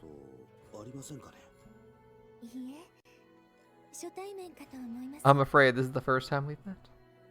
We've seen her on screen before. It's the first time our characters have met, but we've seen her on screen briefly when we arrived at the capital many, many moons ago. I see. Life's not sick. And I thought that was like part of the religious cult or structure of the city, because they went. I thought they were in like the mausoleum. Figures life's not so convenient. I'd find people who know me from my past life. Seems the old man's the one who invited me, though. What's his game? I look over him again. At first glance, he looks like a simple, good-natured old man, but he has gravitas to him. Wait. Who's this geezer? I hear the sound of tea being poured. It's the finest tea from Shiozu. Drink it while it's hot. Thanks. This is... Unlike the tea I've been drinking, this stuff has a vibrant green color to it. It's good. Not too bitter, not too sweet. The temperature is right. Fragrance and refreshness. This is good green tea, alright. I mean, it's... We got some matcha. The nostalgic scent fills my nostrils. How long since I last had green tea? How long has it been? I can't recall drinking any since waking up on that mountain, so where? Is there a problem? No. I get that strange feeling again when I look into her eyes. Is this really our first meeting? I can't shake the feeling I know her. Why was I invited here? I was hoping you could tell me of your travails in the city. You have 2 spies tailing me all day. The fuck do you need information for? It's hard for me to leave this place, let alone visit places I want to on a whim.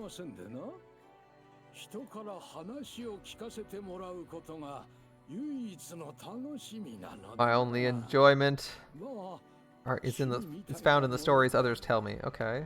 I don't know what to say. I don't have many memories of my past. There's not much to talk about.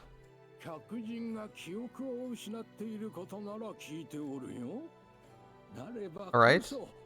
He's been informed of our amnesia. That's why he invited us. Okay. After losing your memories, you've seen and done much to find your way here to the capital. Was that story that exciting, though? Your vision of the world is clear, unaltered by upbringing, culture, customs. In other words, he wants to hear about the hardships I've been through. Sorry to disappoint. I don't consider them hardships. I'm not here to entertain you either. I sense you're angry, a sadist, or a voyeur, deriving pleasure from your hardships, perhaps? I would say he's dragged you into this for his own amusement. Perhaps you were wearing your heart on your sleeve a bit much? Maybe. Understand, I'm not ridiculing you, I only want to hear your story. Yeah, but I don't like being pulled into someone's pocket dimension unawares and told to entertain them. I ask you again. With that in mind, will you humor an old man with little time left?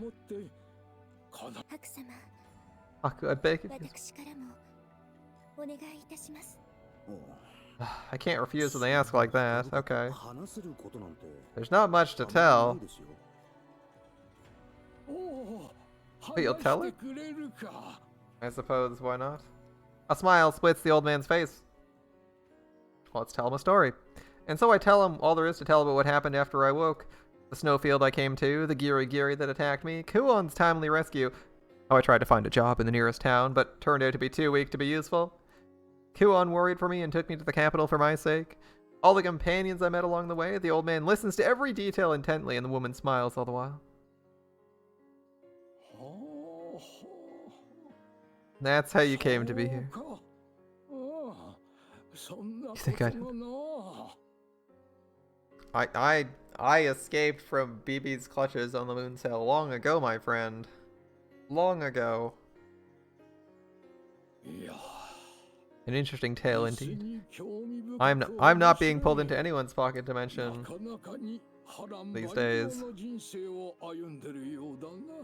It is an interesting tale, Mito. You live more of a storied life than you claim, I think.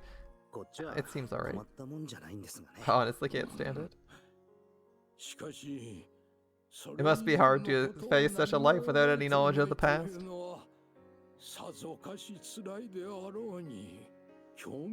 Thanks for fulfilling an old man's arbitrary request. If there's anything I can do for you.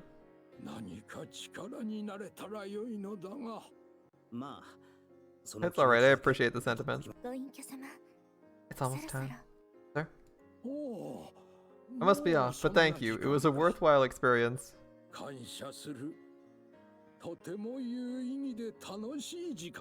Yes, we entertained some old guy. It was nothing, really.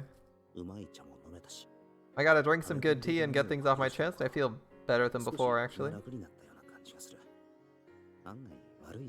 Spending time here with these two wasn't as bad as it could have been, honestly. Thank you, Haku. It's been a while since I've seen my master so content. I'm wondering if he's the Mikado. No problem. Thank you for the amazing tea. Not a bad time at all.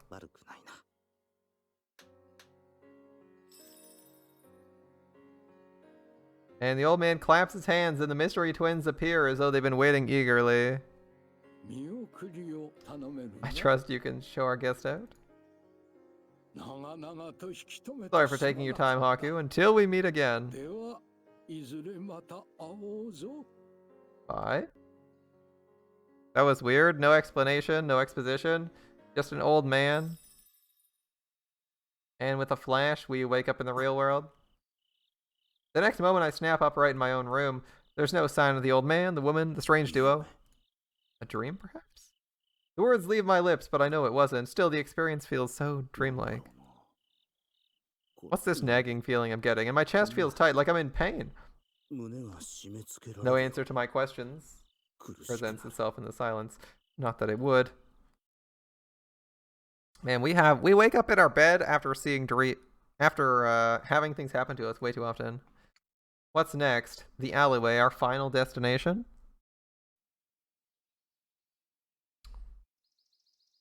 I feel like we've been introduced to enough characters and gotten pretty comfortable with everyone. I mean, Anju doesn't have an excuse to be with us, but if we needed to leave the city, theoretically we've been introduced to all the elements we need. And I feel like they've introduced every character in the introductory video that plays. So I'm thinking, like, they have all the pieces on the board. If they're going to do a plot, they're going to do a plot now, right? We wrap up this slice, and then when we go to the next section, plot happens. As we've established the characters, how most things are going. No one has a drive yet, but our character is waiting for something to happen. There's not a lot of tension, but hey. They said a dirty job, but I was expecting to work undercover, not gutter cleaning. Oh boy. It's literally a dirty job, but not what I was expecting, you know? I can sympathize, Haku. It's really weird.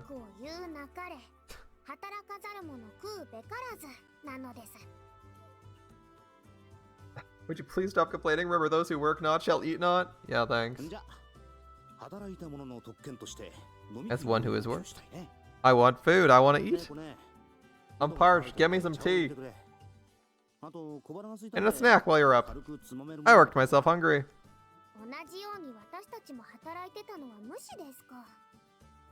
That's true. You failed to recall we were working as well, Haku.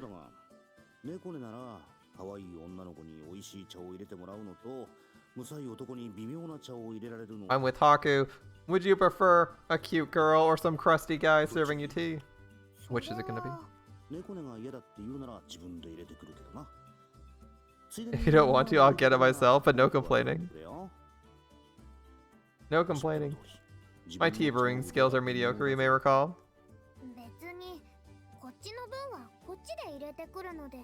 I'll get my own tea. Pour me a cup while you're at it then. This comes back. No, we each get our own. It's not complicated. Nekone, you're being inefficient. If we brew our own tea, it's a waste of tea leaves, and charcoal, as well as time. Is the great scholar Nekone suggesting such inefficiency as that? She's not a scholar yet. She just passed the scholar exam. Much like Anakin, they ascend her to the council, but do not grant her the rank of master. She's taking it a little bit more gracefully, though. She hasn't killed anyone yet. I know it's fun to tease Nekone because she's cute, but lay off a little bit. No, the cute one is realty.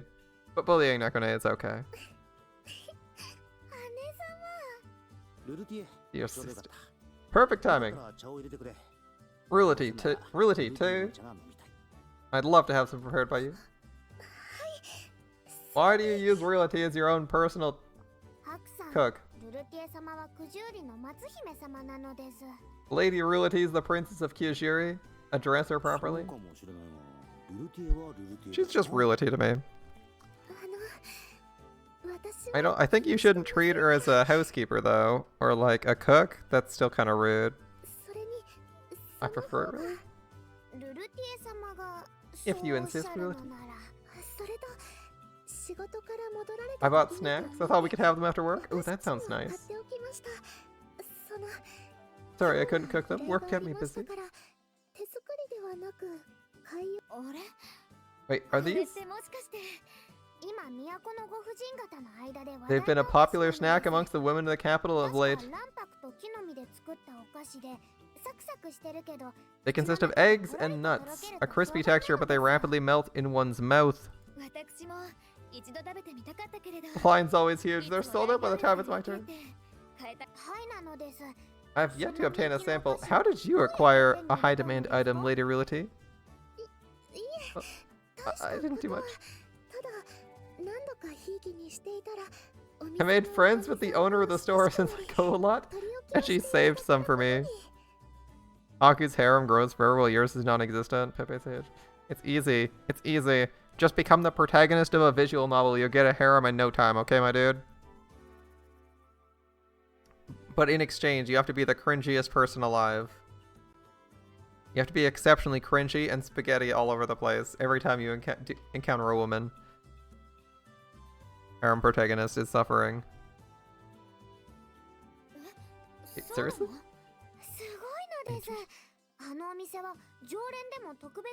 The shop is known for never giving treatment to customers, let alone special treatment to customers, let alone regulars. Yeah, that's amazing. It wasn't much.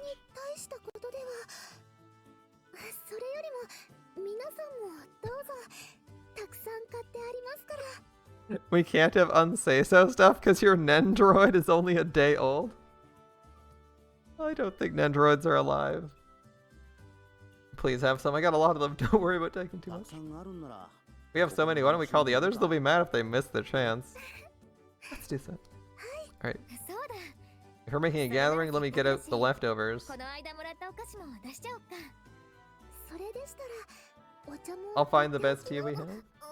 I'll assist. It's improper not to help while you labor to repair. And so the three of them get up.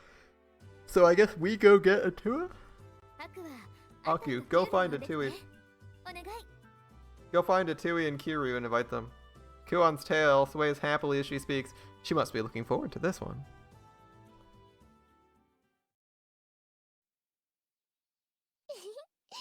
Oh, is this a Tui's room? Hold up. We haven't seen a Tui's room before. It's got a giant ass pufferfish lamp? I'm guessing that's a lamp. There's like a string. I don't know what it is. There's a giant pufferfish on the wall there. That's kind of cute. There's a conch, a desk, and chair. Oh, that's kind of cool. Snack time, is it? It is. I'm surprised he got her first. Oh, there's Kiru's room. Oh, he's got his bow on a rack there. And he's got some tasteful decorations. Nice. These guys have been living here a longest time. Damn. Feels like they've been living here a longest time. If he has a fucking bow stand, Jesus. After inviting it to hold his bow while strung, which I don't know if that's good for the bow, but whatever. After inviting a Tui and Kiru, I have some alone time with my thoughts as I walk back. I'm surprised Realty got treatment from a shop known for special treatment from a shop known for giving it. I suppose that's part of her charm. She's the sort of girl everyone wants to protect. She must be loved by her people. Now that I think about it, Kuon seemed awfully perturbed by Rulati's special attention. Or did she just want these snacks that badly? I guess it's not out of character for her.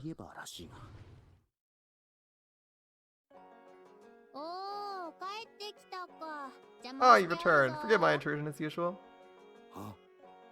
Ah, fuck, it's Anju. To my disbelief, I returned to find a person who shouldn't be there. None other than Princess Anju. She shouldn't be here, and yet there she is, sitting, laying on the couch with a book. Again. The same as ever, she eats a snack, scratches her butt, refuses to pull her skirt down. There's nothing proper or ladylike about this. Were her subjects to see her, there'd be tears. Please forgive me for my powerlessness. Correction, there are tears. Kiryu has already collapsed to his knees, sobbing in despair. Kuon and the others return with the snacks and tea. Oh, to make you wait. Is something the matter? Why are she going inside? I guess you could say something's wrong. Yeah. What are you battling about? Come, the tea will get cold if you hold this up like that. Nekone elbows her way in front and freezes when she sees who's inside. Your Highness, it is a problem. She's here again. Kuon also seems to be at a loss for words. I'm pretty sure I know the answer, but what are you doing here? Anju, absorbed in her book, doesn't even glance up to answer. Can't you tell? Clear as day what you came here for, yes. Someone has to get asking it over with. I slipped out of my chambers to have fun. Pay no mind. Continue as you were.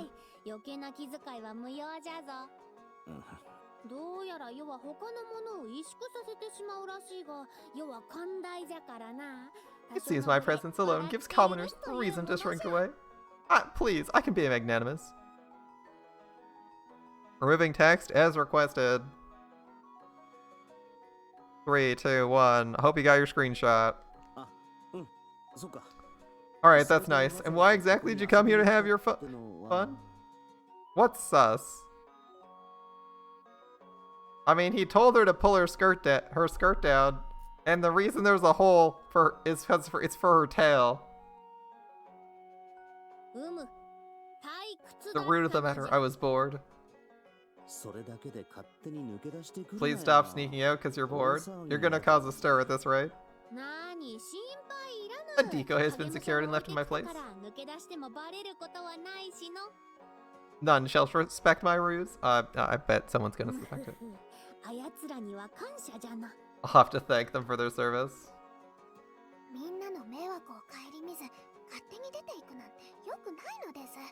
Highness, please consider the repercussions before acting so rashly in the future.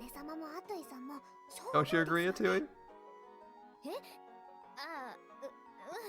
Yeah, sure. Kuon abruptly glances away. Odd. That's right. Atui also averts her eyes. Atui? This princess has no sense of danger. What are we gonna do with her? We can't just kick her out. Oh, I beg to differ. We can throw her out the nearest window. She'll be fine. Leaving a double to fill your spot won't cut it. Shouldn't you head back? People will be worried. Realty nods. Nope. But look here. I said I don't want to return. The palace is cramped, boring, and I'm forced to study. She's forced to study, but clearly none of it's getting through to her head. Get studying, Anju. She flails about on the couch, caring little for how her gown fails to hide anything. Compared to that, this is paradise. No one regiments my life. No one tells me to study or mind my manners. I eat and nap whenever I desire. Perhaps I'll live here from now on.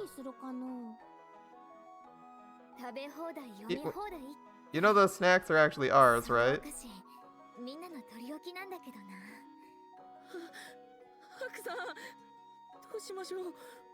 If news this gets it, I'll be executed, my family banished. Kiryu, deal with it. You're asking the wrong guy here. If we leave her be, if anything happens, we're likely to be held culpable anyway. Kiryu's right. The worst possible outcome is we get our heads cut off for this. Dude, I'd take her stupid overpriced necklace, take that shit and fucking pawn it, because she's eating so much of your goddamn food. Be like, fuck, I'll take it at this point. Kid, you in there? As we puzzle over what to do, a cheery voice interrupts us from behind. Ukon, perfect timing. What's with the warm reception? Are we celebrating something or what? Nekone's like, oh, time for you to suffer. She smiles behind him. When did she... Got some good booze and food? Thought I'd drop by and... Ukon looks past me and sees who else is in the room. Shit!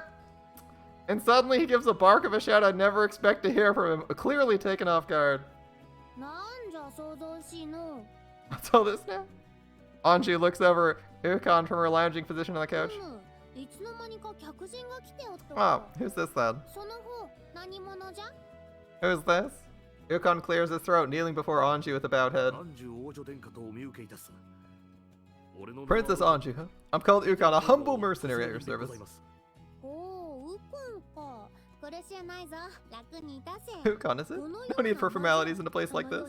Be at ease. I think you should be more worried. This stranger recognized you at first glance. Anju isn't that bright. Anju has like 5 brain cells, and 4 of them are committed to escaping her own house, and one of them doesn't seem to know what to do at any point other than eat. Isn't Ostor supposed to be your Prince Charming and she doesn't suspect a thing? Yeah, Ostor's...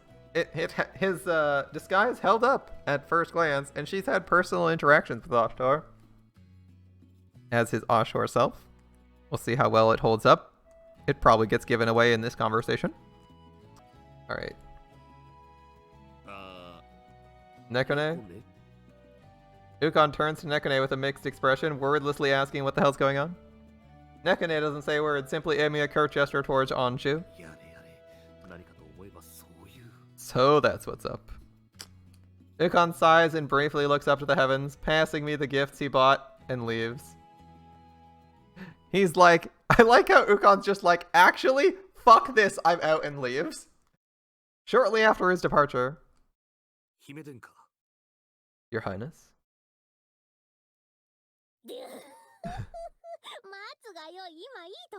Hot now, whoever it is, this kid is good fun. Could you bring me seconds?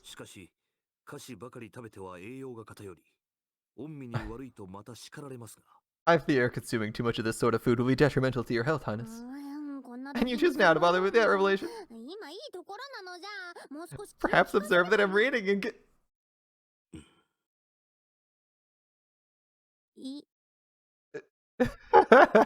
Her face goes from hard eyes to I'm dying. I'm dead? Is this an I'm dead face? It's an I'm dead face. It's a please don't be him. Anju finally turns to admonish the man chatting her, but stops when she sees just who's before her.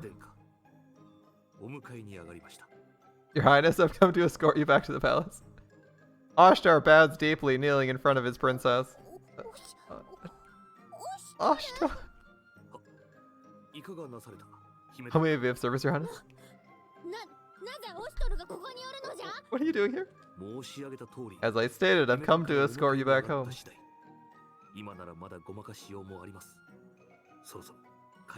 If we leave, we might be able to hide you ever missing. Prepare to depart. Goodbye, Anju.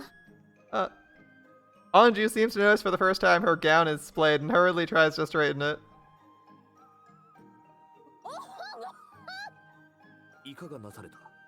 Is something the matter? Nothing the matter. Very well. Although Anju is flustered, Ashtor remains calm and composed as if to say, I've seen nothing. I shouldn't expect you to come personally, Ashtor. May I ask why you came yourself? You gotta be busy. You came on your own, does that mean?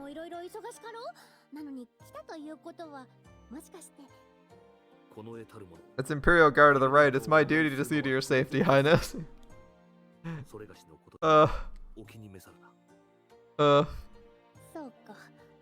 Anju deflates as Ashar's seemingly indifferent response. I've made ready a palanquin outside, Your Highness. Please accompany me. Ashtar stands, offering Anju his hand. She stares into his face for a moment and then sighs, accepting the hand and hauling herself upright. Woo, thank you, Ashtar. Thank you for your hospitality. He's finally leaving. I look forward to enjoying your company again. Please no. Please no. You're planning on coming back? Please no. My wallet can't take it. Okay, what's next? We pray that Anju never returns, but apparently that's not happening. Ukon just wanted to drink and chill. Right? He brings drink and food and he's like, ah, fuck, it's this chick. Well, babysitting duty. To be honest, he's probably like, he probably came in as Ukon, right? He comes in as Ukon, he's like, guys, it's time for drinks and booze, and oh, fuck this chick, I'm not dealing with this. He's like, I'd rather be Ashtor and not party than have to deal with her. Like, imagine that you're like, all right, it's party time. Fuck partying, this chick's awful. I'm gonna, it's like, instantly sobers up, hands them the food and drink. He's like, I'm so sorry you had to deal with this. Like, he hands us the food, right? It's not like he turned around and was like, fuck this about. He's like, okay, here's the food and drink as a consolation for putting up with her. I'll get rid of her, and maybe next time we don't have to deal with this.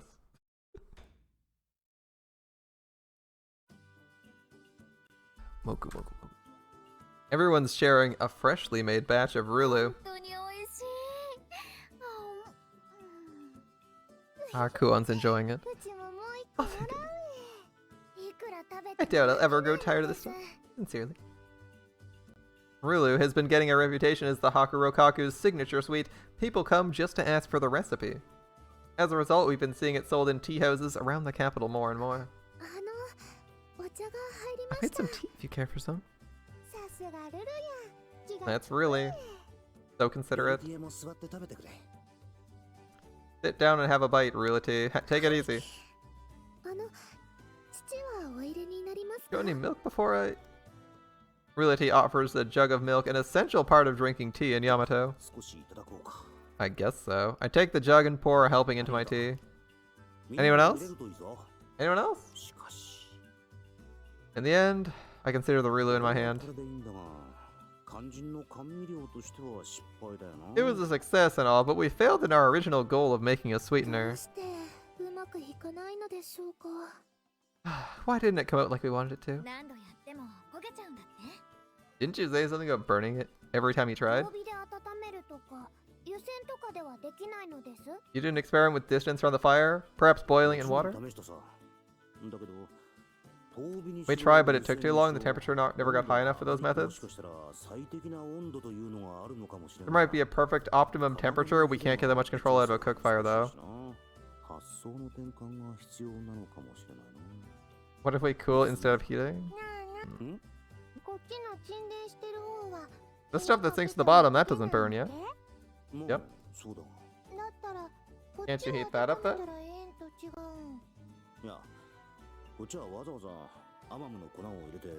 We mixed in a mom powder to draw out the bitterness, so all we get from that is more Rulu. And add a Tui's words, a flash of inspiration strikes me. It's mostly a mom powder. A Tui. You have my permission to eat 3 times what you usually take. That's exactly right. Okay. The part that sinks to the doesn't burn because the additive prevents it from burning. Aha. Recognition sparks in Ruliti's eyes and she seems to understand before I finish explaining. If we find a suitable additive to the supernatant liquid, it's worth exploring. Let's try experimenting with the mom powder first.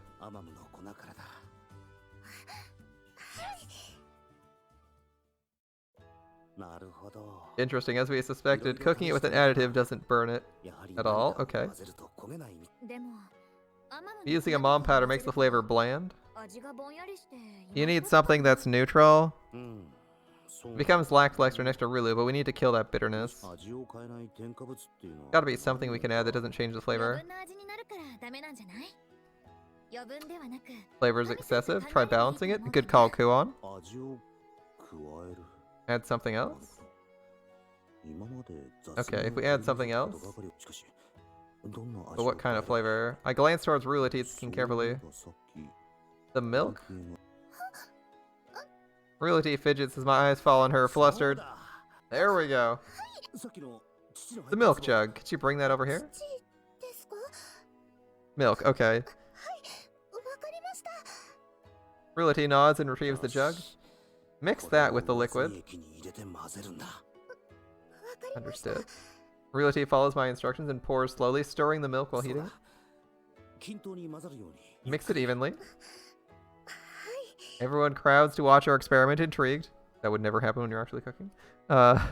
Resulting new mixture begins to bubble and boil softly. It smells sweeter than anything we've made so far. It's a nice scent. You're gonna probably want to boil off a lot of the milk. Impatient, Kuon steps forward and dips her finger into the pot. You're gonna burn yourself if you're not. Unperturbed and unburned, she scoops up a fingerful of the mix like it's nothing. Licks her finger clean without hesitating.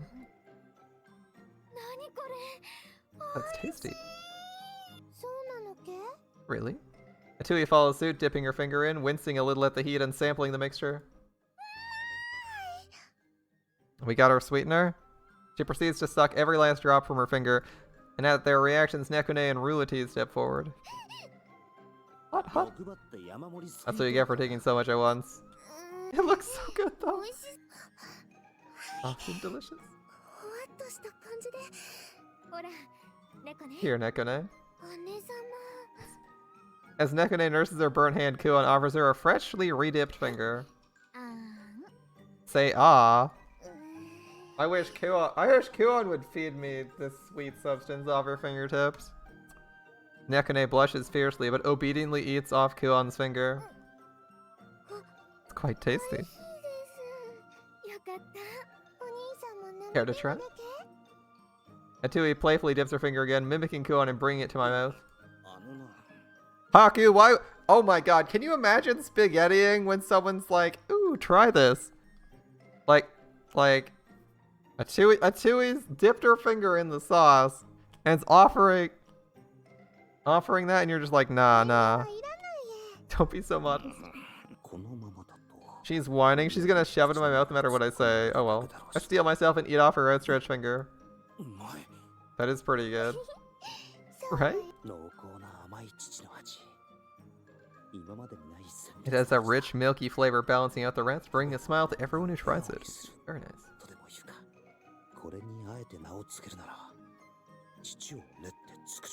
If we give this a name, it's made by evaporating water in the milk. If it's condensed milk. Condensed? Realty looks at me puzzled. Maybe it's an unfamiliar term?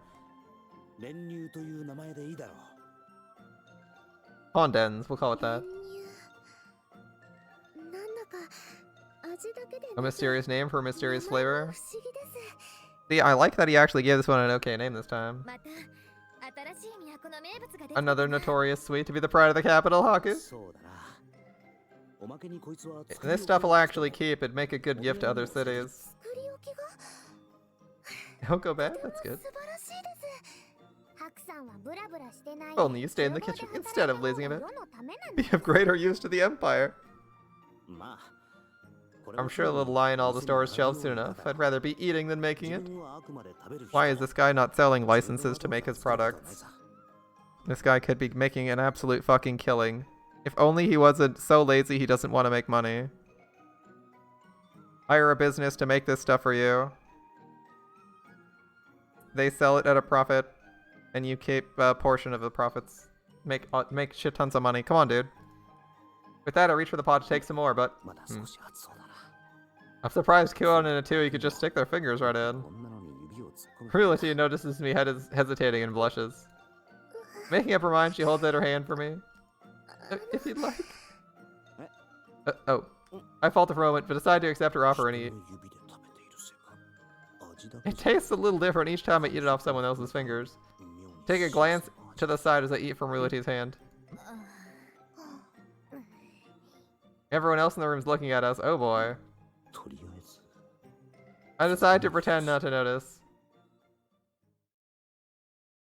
Several days later. What a day.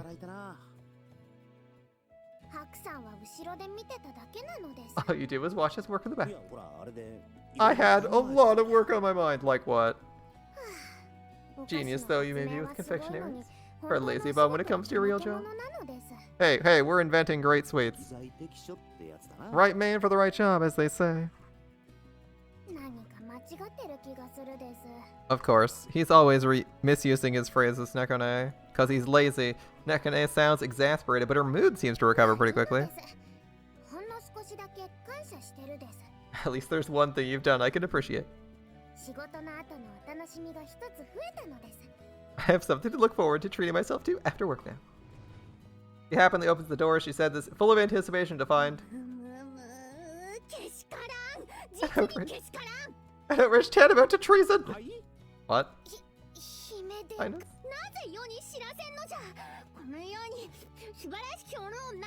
Oh dude, you keep something so wonderful a secret from me. Anju paces back and forth, eating greedily from a small jar in her arms. I was saving that. Nekone immediately pounces on the jar, trying to wrest it away from Anju.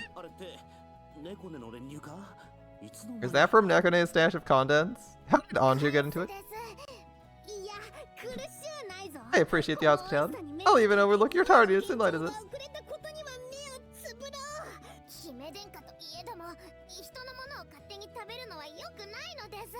Imperial princess you may be, that does not give you the right to take what's not yours. Can we please just throw her out onto the street at some point? It'll find its way to my belly one way or another. What does it matter if I take it now? They shout without listening to a word the other has to say, tugging on the jar. If you keep it up, it's gonna... And it flies free of Anju's grasp and tips, spilling its contents all over both of them. I tried to warn you. And what happened here? Kuon arrives to find the mess, laughing to herself. Are you fighting over that little jar of contents? You could have asked, I got more. Kuon's been making it for herself without telling us. I guess it's pretty popular, judging by the look of things. This is where this is where you're a smart person and you're like, hey, I've made a new product. Your princess fucking loves it. Give me like 1,000 gold and I'll give you like 1 jar of it. And you sell it for like an absurd markup to the fucking palace. Everyone in the palace loves it, everyone wants it, and you sell it for like 800 gold to all the nobles, and then you just keep turning it down, you know? You're like, oh, we found a way to make it cheaper, you know? You start out really expensive, well, only a few people want it, and you just lower the prices as you claim it's getting easier to make. And you sell the recipe and it turns out really easy. Make an absolute fucking killing off of everybody. Too bad this isn't a series about running a business, because we should be raking in fucking cash after inventing 2 new products, but it seems like we're both mostly just hanging out at the end and working for Ukon. As Kuon takes in the scene of the fight, her eyes settle on Anju, covered in contents. There we go. If I advertise the Imperial Princess loves it, it's sure to fetch a high price. She grins, pleased with herself, just as she had after we created the first batch of Rulu. Good plan, Kuon. It doesn't look like there's going to be an end to this anytime soon. Hey, we're getting some good food. Alright, what's next? An entrance, apparently. Entrance! Is the plot kicking off now? Or are we just going to make more confectionaries? Are we making more variations of sugary sweets? I returned from patrol duty to find a drained, despair-filled Kiryu standing guard at the inn room. What are you doing, standing here like that now? Yep. Kiryu, welcome back. It's Anju, isn't it? Kiryu forces a smile, his eyes lifeless and haggard. Thank you. Realty smiles but backs up a few steps after seeing his expression. Anju's here and this lazy fuck is letting her eat all our snacks and everything we have. Kiryu may not look it, but he's typically a stalwart guard. He's Oshtar's sworn kin after all, and he's fucking useless. See him this ragged? The last time he was like this was when... Is she here again? Yes. He nods, shivering like some kind of newborn animal. Why are they even leaving snacks in their... Her Highness arrived a little while ago, out of the blue. He proceeded to commandeer the room and ordered me to stay and watch in case my lord brother offshore arrives. Anju's here again. Where's Kuon? She and Nekone had business in the city, so none of the people who can stop her are here. I rub my temples to dispel a brewing headache.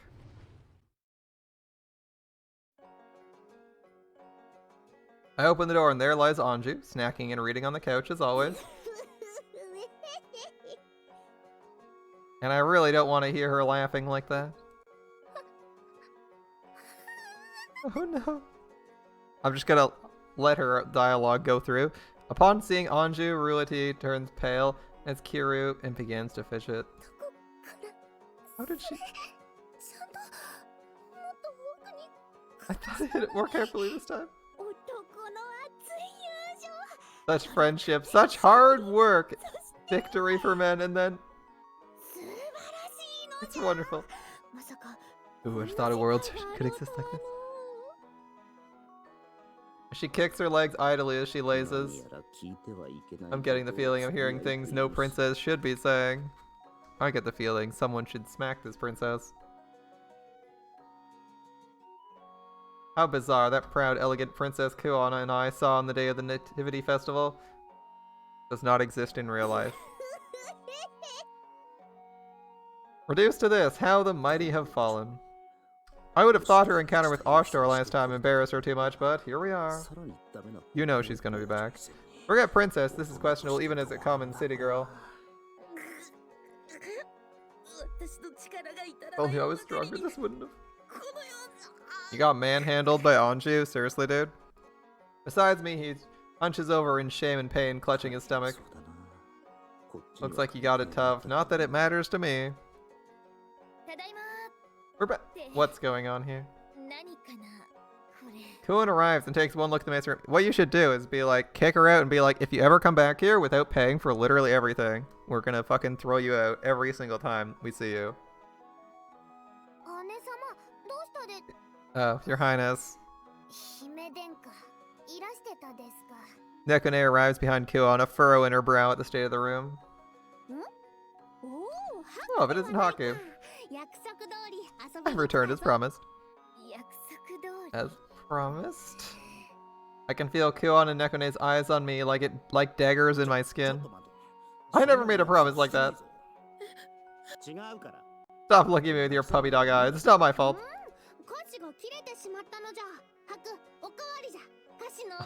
Your princess demands you bring her seconds. Be about it. Those are for our meeting today. You took them without asking, as always. Don't be a prude. There's little need for modesty in a relationship such as ours. Well, okay. You're getting thrown in the bath. And what relationship is that exactly? We partook of the roasted meat together at that market stall. You ate it alone? Details, details. You're the princess. You can get any food you want. How'd you become such a glutton?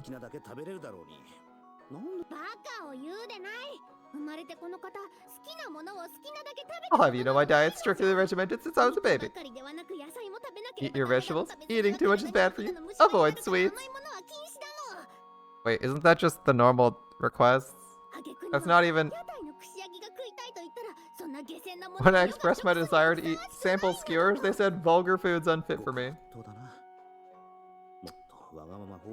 And she's completely useless. God damn. They nag so much. Is it a wonder I leave the palace when the opportunity presents itself? Princess useless. This place has no one to chide me, and I can eat all the things I've never been able to. It's paradise. It's done. I'm telling you, they gotta make her actually pay for this shit. But whatever, apparently they're making money, so who cares?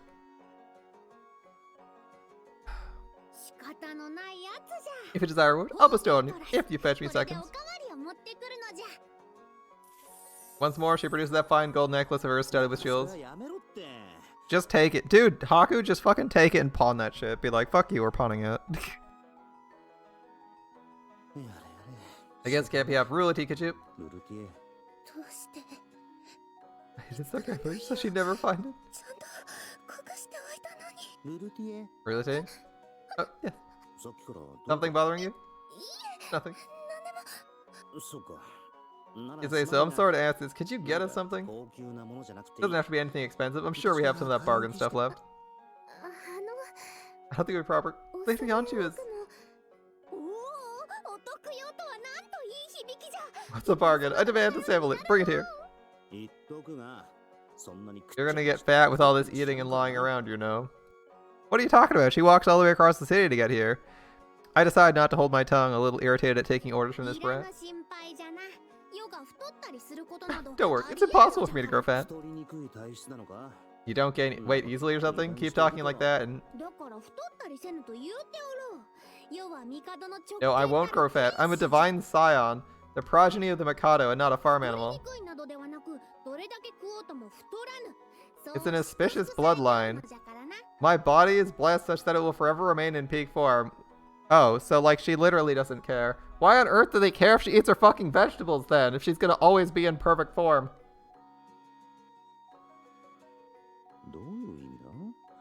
You serious? She seems confident. I guess I can't bring myself to doubt her? Although, now that you mention it, many people at court gossip about how their weight changes.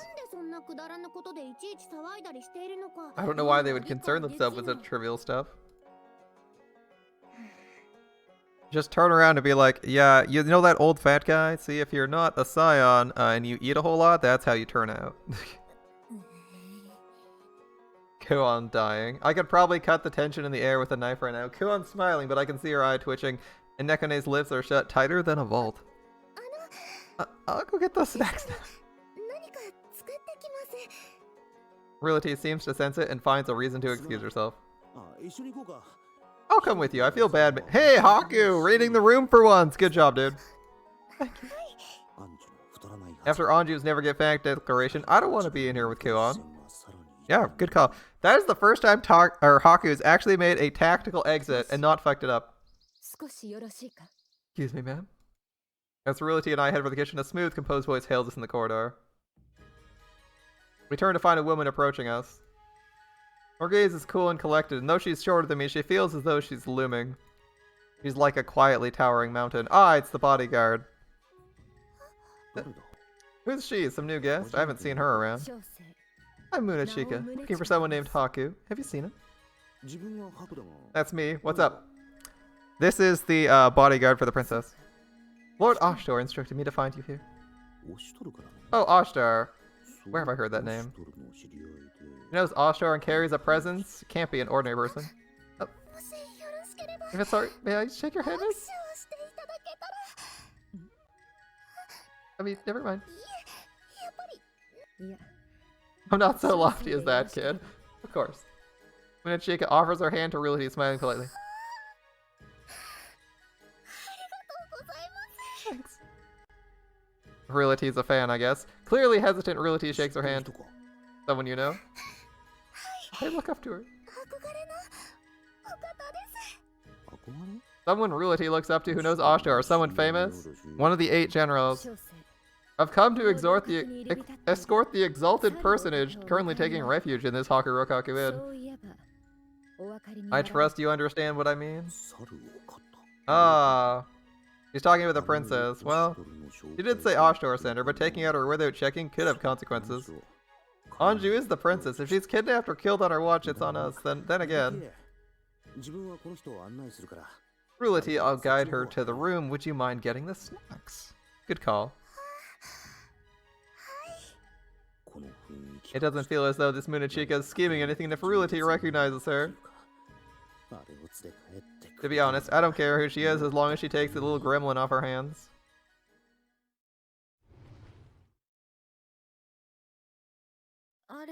Oh, you've returned to...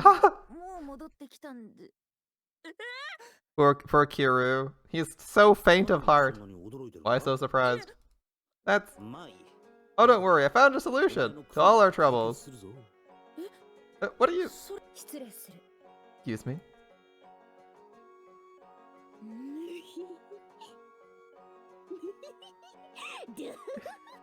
She's still here. And this is supposed to be the princess of the empire. Glad to see you safe and enjoying yourself, Highness.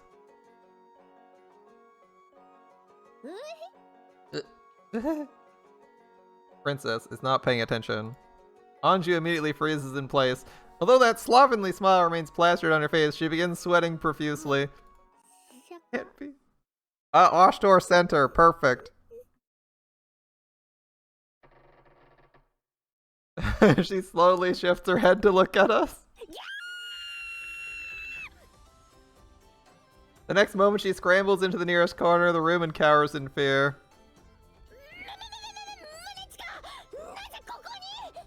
What are you doing here, Munechika? I could ask the same.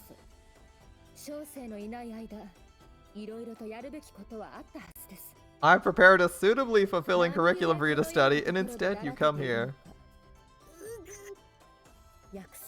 You promised me, and you abandoned it to sink into this debauched behavior.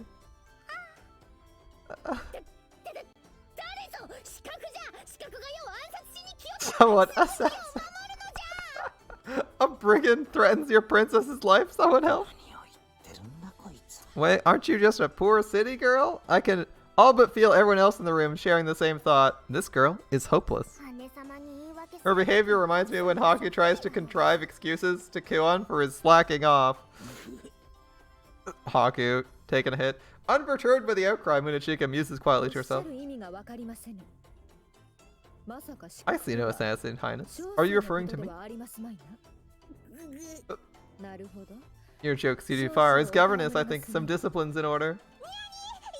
Where's the shape? Just the horse. I'm with you.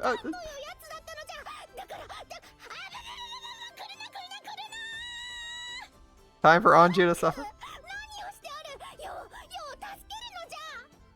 Haku, say command you to rescue me. Yeah, discipline's an important part of teaching. Do what you gotta do, Munechika. How dare you betray me?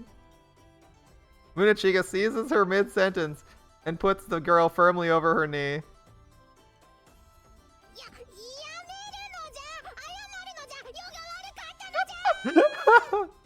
Desist, I'll apologize. Time for suffering. Time for suffering.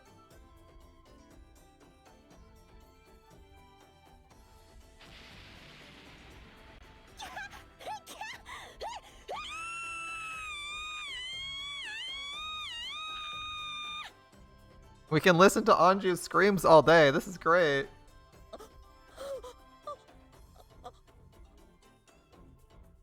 Kira's expression is of pure anguish and despair. Nekone seems emotionless at first glance, but the corners of her mouth are definitely raised. Serves you right satisfaction? Yeah, I'm with you, Haku.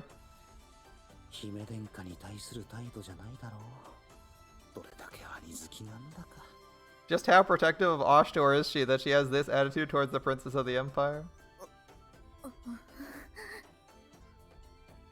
And for some reason, Kuon's wincing, looking on with a grimace of unexpected sympathy. Censored, by the way. The fur on her tail stands on edge. She watches Anju's fate. Yeah, sure. The 2 seconds of censorship. Do I really care if I can see a lolly's ass for 2 seconds? I don't really care. Why is she so worked up? It's not like she's the one getting punished. Probably not something appropriate to ask now. Hello, loves. I heard it was snack time. Eh?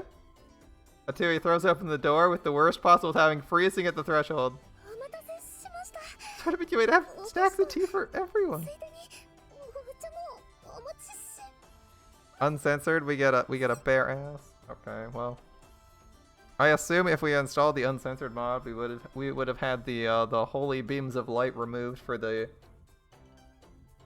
scenes with actual nudity. So I'm not gonna just install it just to see some nudity. This seems like a pretty chill series so far. If they cut some scenes, I'll care, but this is fine.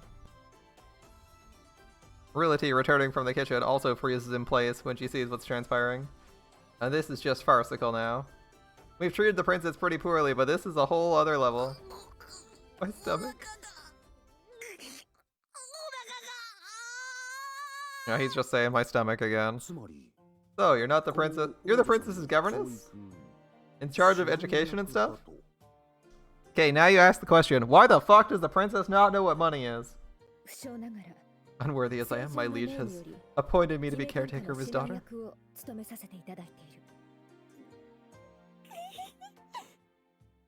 Anju writhes on the ground nearby, feebly curling up in temporary defeat.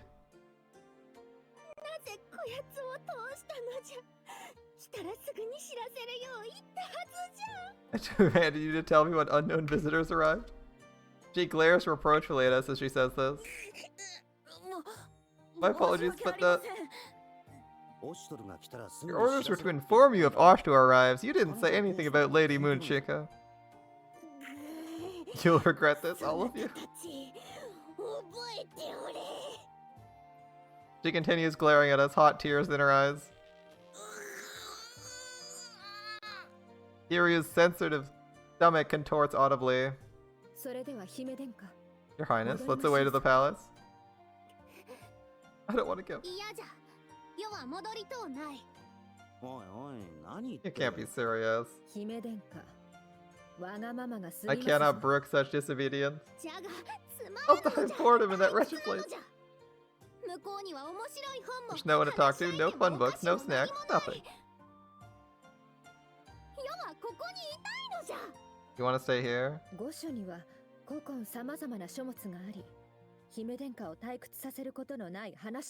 The Imperial Palace's library is stocked with literature old and new, you know this? Many would entertain you if you wish it, and your food is but the finest. I don't get it.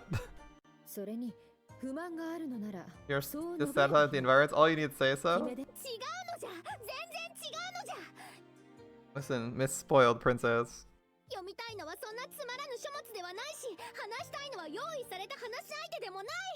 Your literature is dull, and I'd sooner die than endure the courtier's droning conversations.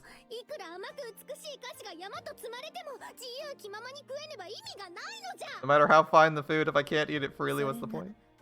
Well, that's life. I want to live more freely.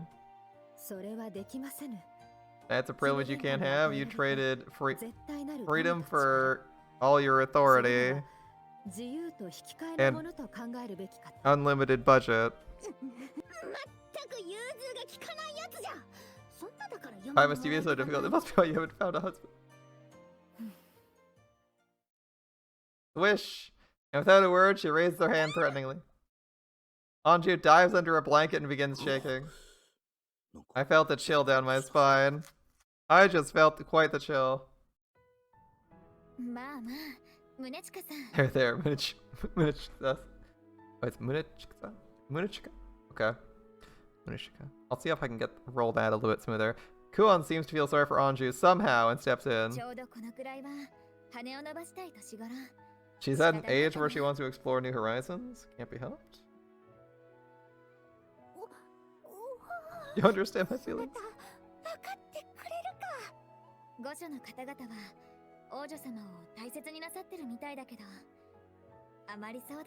I can tell you take excellent care of her. Sometimes overprotectiveness can stifle. Alright, that's fair. That's fair, cool.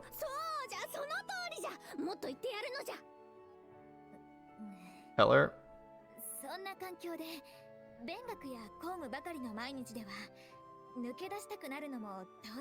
In a stiff environment where she's being bred for politics, is it any wonder she tries to sneak out? I would have done the same as a child, I think. It's cool.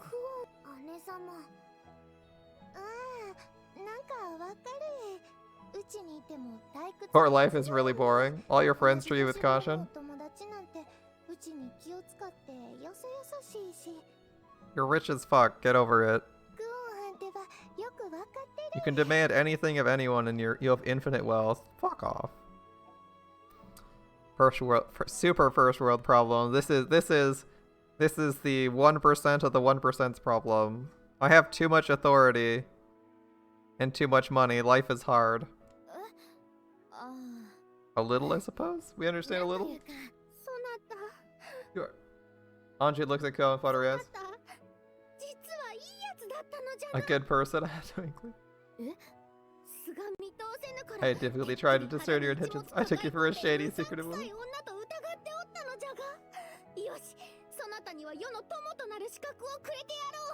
I bestow on you the honor of being my friend.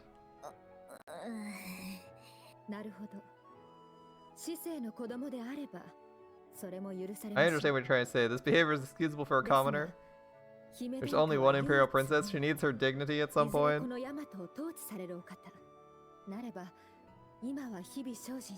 She needs to continue attending her daily studies and learn courtly arts. Only a wise ruler sensitive to the needs of the people can be called fit to govern Yamato. This is literally the least sensitive child of all time. She's a complete fucking bitch. Who doesn't give a fuck about anyone. You're clearly not doing amazingly in that regard, Nichika. Munechika. What? Oh, that's... so I'm listening to... never mind. No one. No one. No one. Oh, she's wrong? I don't have a good argument against that one, sorry.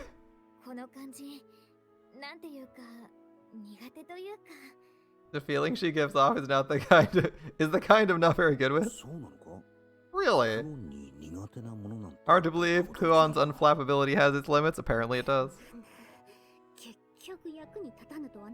After all I've done, you remain useless. Oh, princess? Kuon smiles pleasantly, reaching towards Anju with one hand. I think you should learn to wash your mouth. He squeezes Anju's cheek and begins pulling.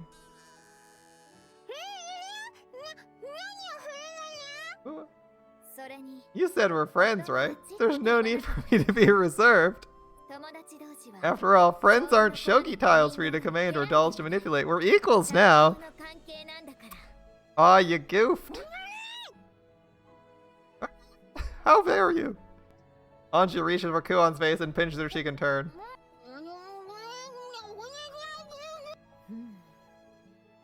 Munechika rubs her chin, watching the two of them struggle. Well, they're fine. We're fine. Would you like some tea? It gets cold if we wait any longer. Rility offers Munechika the tea. The tray she's still carrying. Good girl, Rility. Amidst the chaos, remains polite and hospitable.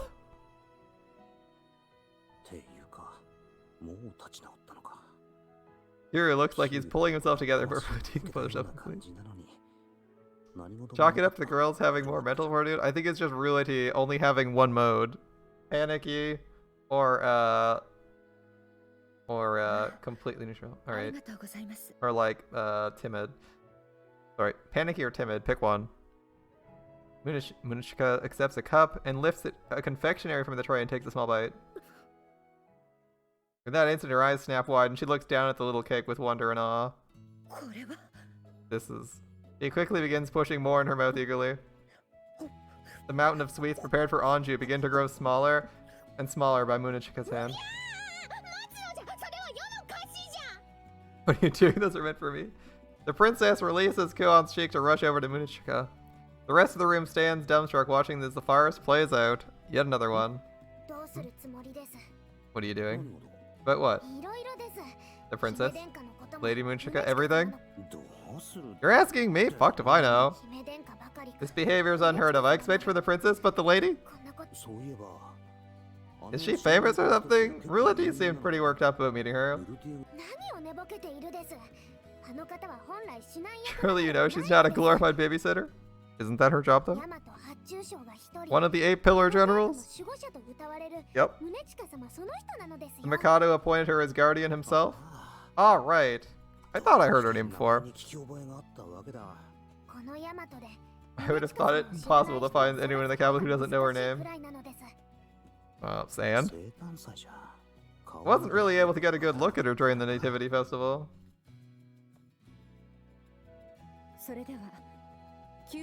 Now let's return. Still refusing? Never, never, never. Very well, I'll take you back by force if I must. Wait. I have to learn more from this place. A creditable endeavor, but your studies is easily furthered in the palace. Have you ever seen such a book in the palace library? How did she find that one too?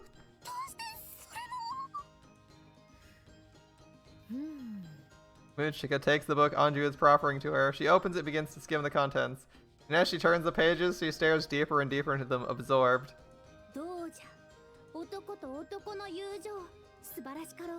Are the depths of friendship between two men not arresting? The palace has no such books. This is filth! Filth!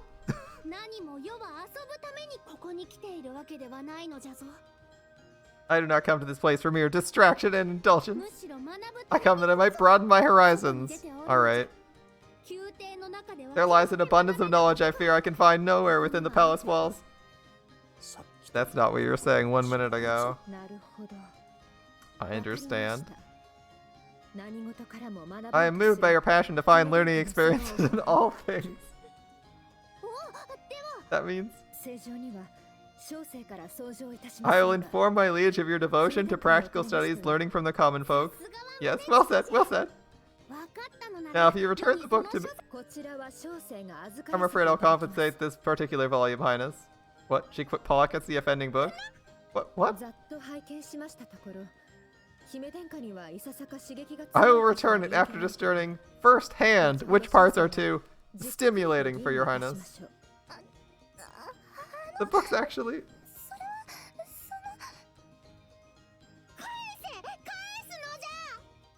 Anju's acting like it's her. Oh no, this confection is truly exquisite.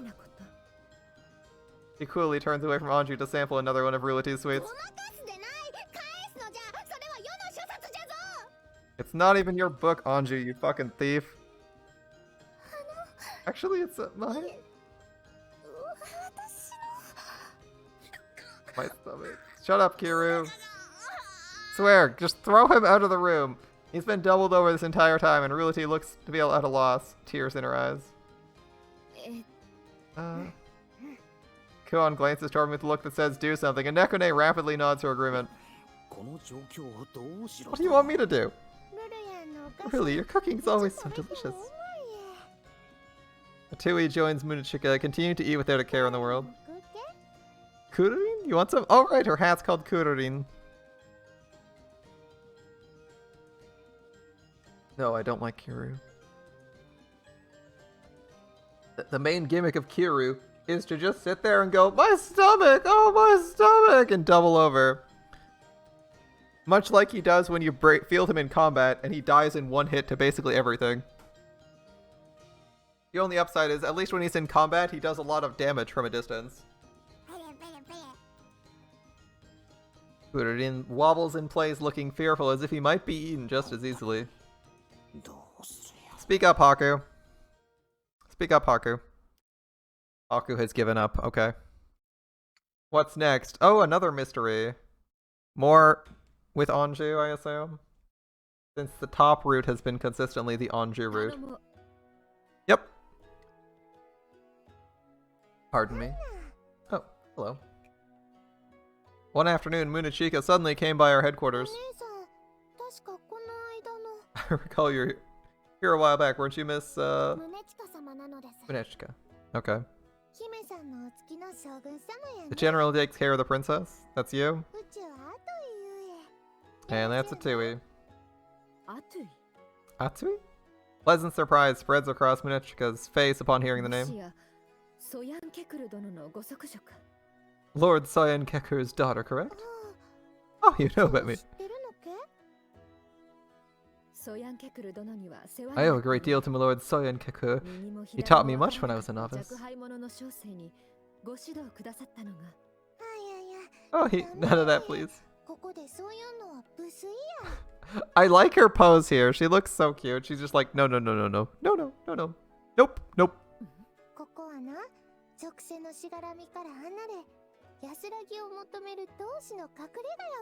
This is a hideout, yeah?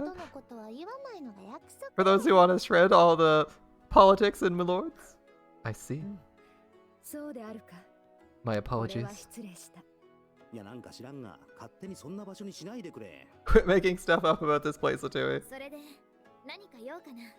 You're looking for the princess. I'm afraid she's not here for once. Oh, I'm certain she's absorbed in her studies at present. We're talking about the same princess? Are we? The princess's frequent escapes finally roused the high priestess into giving her quite the scolding. Takes a lot to try her patience, trust me. We'll have no royal problems for some time. Press X to doubt. I think even if Her Highness makes an attempt, she'll find her guards doubled today. Damn shame. Serves her right though. Retribution for the wicked. I didn't think anyone existed who could give her a scolding and actually be listened to though.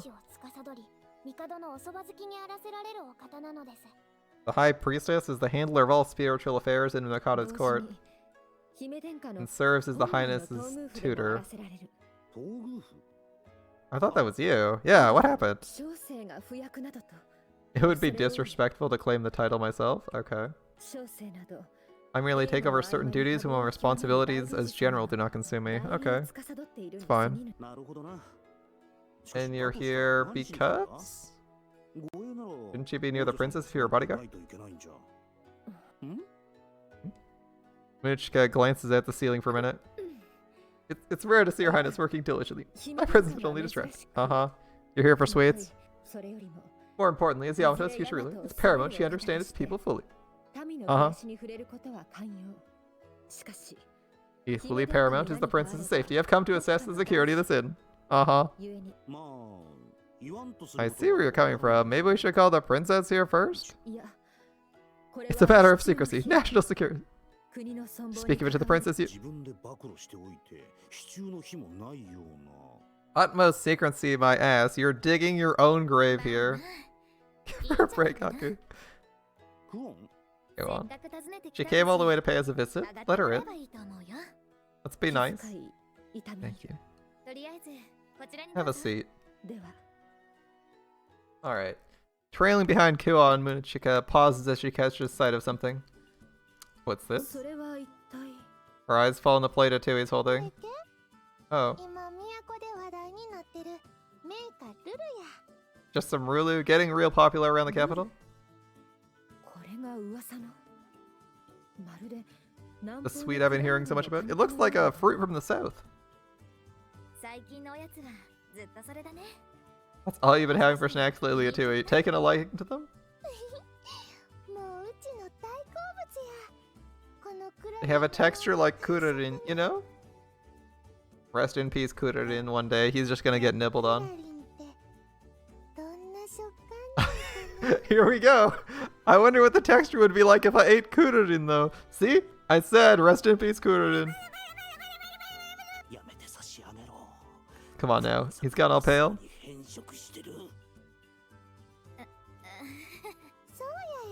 Anyway, you want one, Munchika? Go for it. Tui holds a piece of Rulu on a toothpick for Munichika, who hesitates slightly, and then with the Tui smiling innocently, nods and takes a bite. How do you like it? It's quite good. Its texture, soft, springy, and slippery. I've never tasted the like. This won't do.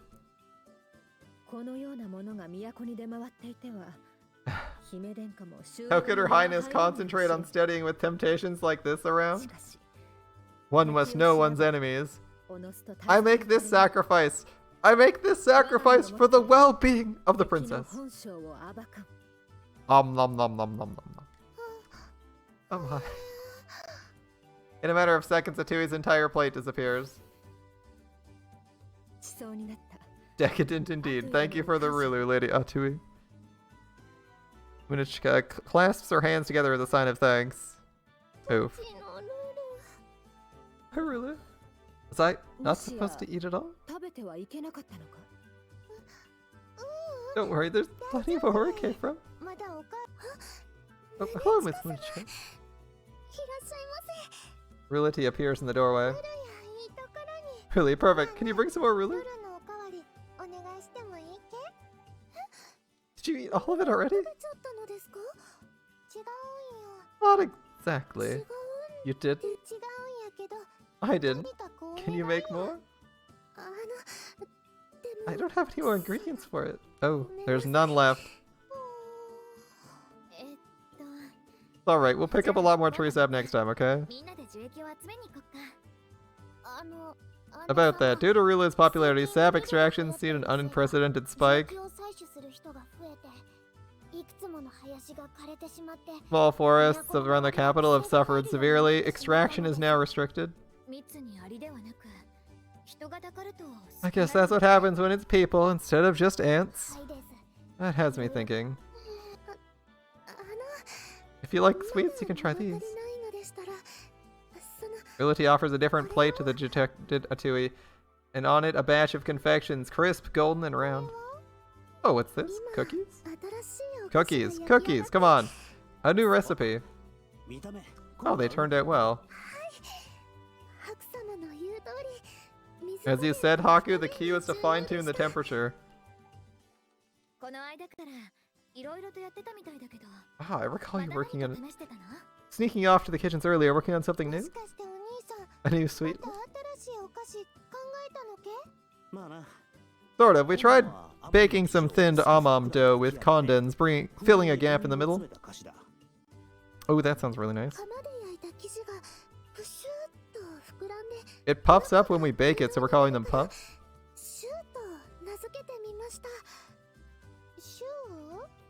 Puffs? It's strange, but it fits. An exotic name and appearance alike, here we go. Well, we got this far. We have to take a taste test, so... Please try some and tell me what you think. Don't mind if I do. I will participate as well. Alright, we're all sampling it. Each of us grabs a puff from the platter and in unison take an experimental bite. Ooh, it's really good. The crunchy exterior of the amam mixing with the condensed rich flour. I do like it. The puff dough creates a hollow in the middle for the condensed, but how? You have to knead it properly. My first few batches shriveled before we discovered it. Kneading? It does soften the dough and eliminate bubbles, but puffing it up? Well, Rulity looked over to me confused on how to answer the question. I was the one who instructed her on how to do it since it's complicated. It's mostly because of the moisture trapped in the dough. Wait, you're the one who came up with this idea, Haku? I understand the principles, but I don't have the skills. If you don't mind, explain the mechanics of how you made the dough rise this way. It took a lot of trial, but we found if we make the dough into a... And I begin to explain. I realize I have an opportunity to have a little fun. Wait, could it be? The great court scholar? Nakone found a problem? She can't crack it? If there are no ingredients, I'll discern the specifics on my own. She pops a puff into her mouth as she makes this proclamation, focusing intently. Amam powder, milk, salt, eggs. That's not all. The condense makes it hard to concentrate. She seems too distracted by the taste to analyze it. If you want to analyze just the shell, we could prepare one on its own for you. That'd be a waste. To think such flavor could exist in this world? My experiences are more limited than I thought. Nice. We're selling everyone on our baking skills. Munichka continues to eat one puff after another, showing no signs of stopping anytime soon. You're better than the ruler? I have more, I made plenty. I love you, girl.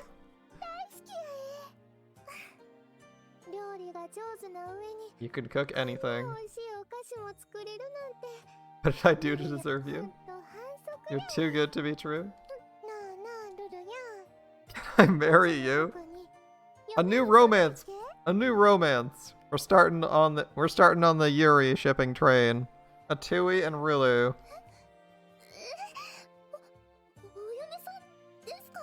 Wait, is that a no, Rilu? Is that a no, Rility? I don't think she's serious, Rility. Only joking. I love you, but not that way, unfortunately. You took me by surprise. Poor Rilu. Poor Rilu. Tui, as many puffs as you like. Yes, man. Tui reaches for the plate, only to find the mountain of sweets has been reduced to a single lonesome puff. In that moment, another hand snaps out like a coiled snake and snatches the final puff. Such sugary bliss. Oh. Delectable, I must thank you for your hospitality. You sound like you're out of breath, Munichika. Perhaps I've eaten more than my share. It feels wonderful, though.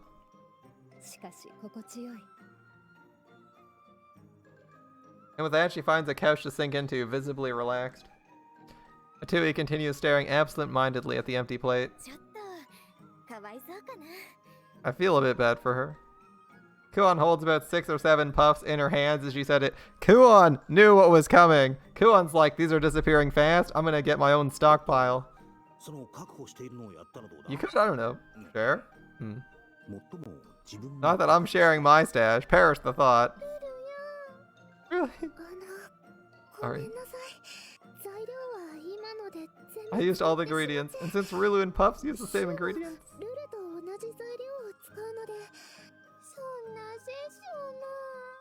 Sorry, Atui.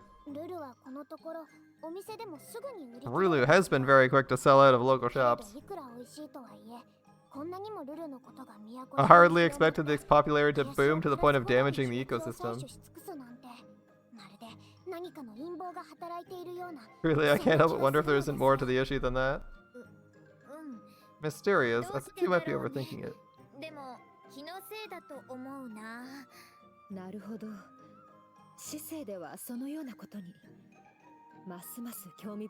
For such a thing to transpire in the heart of the Empire. What's this here? As Munichika listens to Nekone's musings from across the room, she notices something across the room. A book? To see that volume wedged between the shelves from across the room, she sure has a Mononofu's eyes. That's... I thought I lost it. Does the princess have a habit of hiding away the stuff she takes without asking? Munichika flips through the book, pausing on a particular page, flips it around and displays it. Is content like this not considered somewhat extreme? I can see Riliti's entire body twitch at the sight of the large illustration in front of us. Splayed across both pages, 2 young men stare into each other's eyes, petals falling around them. Is it me or are they a little too close for comfort? Does this perchance belong to you, Lady Riliti? Riliti stutters, going rigid as the whole room turns to her.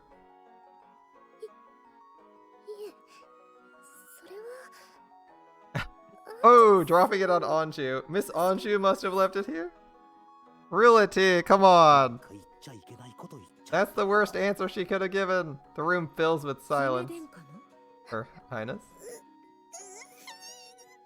Riliti realizes the full implications of what she just said, curls up and cradles her head. Well, if it's the princesses. Her Highness must have brought all these as well. With that, she turns and begins pulling book after book from the shelf. What are you...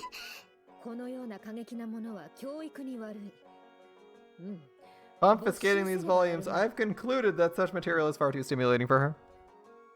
She tucks the whole lot away, leaving a barren shelf behind. Riliti, you shot yourself in the foot. Nonchalantly, she selects the book on top of the stack and begins reading. That's the limited edition. Realty collapses to the ground, muttering distantly. Realty, you only have yourself to blame for this. I'm sorry. Munishka is far too engrossed in her reading to notice the odd behavior. None of us can muster the courage to say anything as she reads in silence.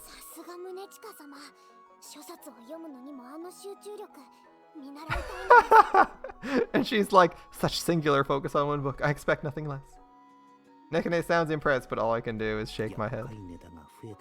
We've traded one troublemaker for another. No more sweets for us. Alright, what next? Oh, we're still going. Oh my goodness. Back alley shops. Just buy your own goddamn copies. You want me to go shopping with you? Her Highness requested a certain item, and I want your help finding it. Okay. In truth, it's new territory. I can use the aid of someone more knowledgeable. I'm not doing anything more productive. I'll come if you treat me to lunch. A fair accord. Let's go. Wait, right now? I mean, she came all the way from the place. Like, come on. She came all the way from the palace to talk to you. So, what are we looking for? Don't me. I'm not certain myself. I mean, not certain.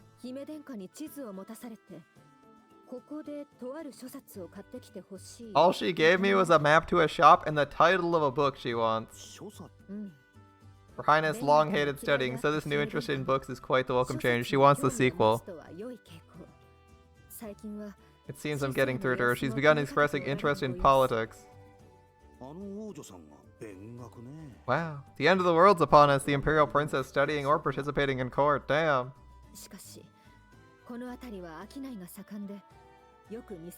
It's unfortunate Imperial markets see new shops opening, old ones closed so often.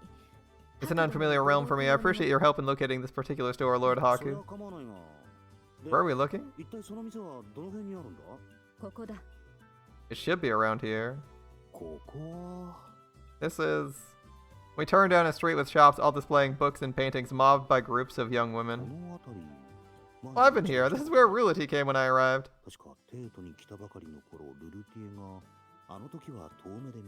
I only caught a glimpse last time, but now the male characters on various wares are plain to see.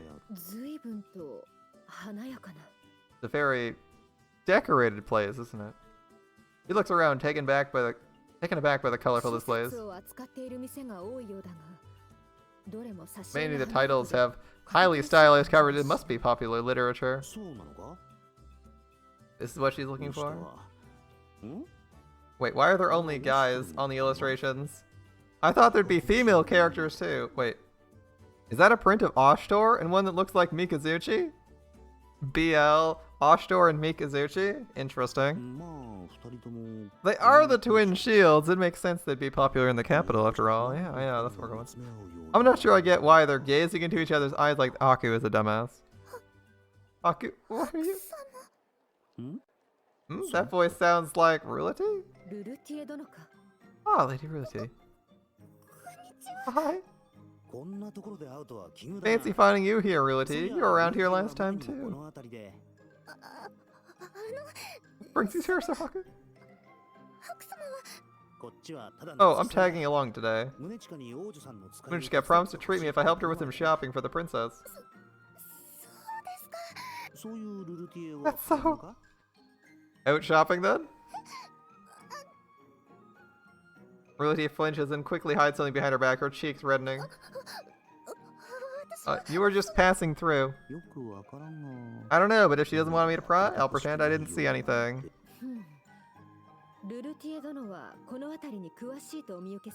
Realty, could you perhaps help us locate a shop? A shop? Realty looks over the map Munishka produces, stiffing upon seeing the circled location. You sure it's that shop? By Her Highness' command, I am certain. Anju commanded you? Are you... Well, my lady, you look pale. In any case, I was instructed to retrieve a particular title. Realty fearfully looks at the note in Munchka's hands as the general holds it up for her. Clandestine love. The cocky general seeks the prince's secret sword.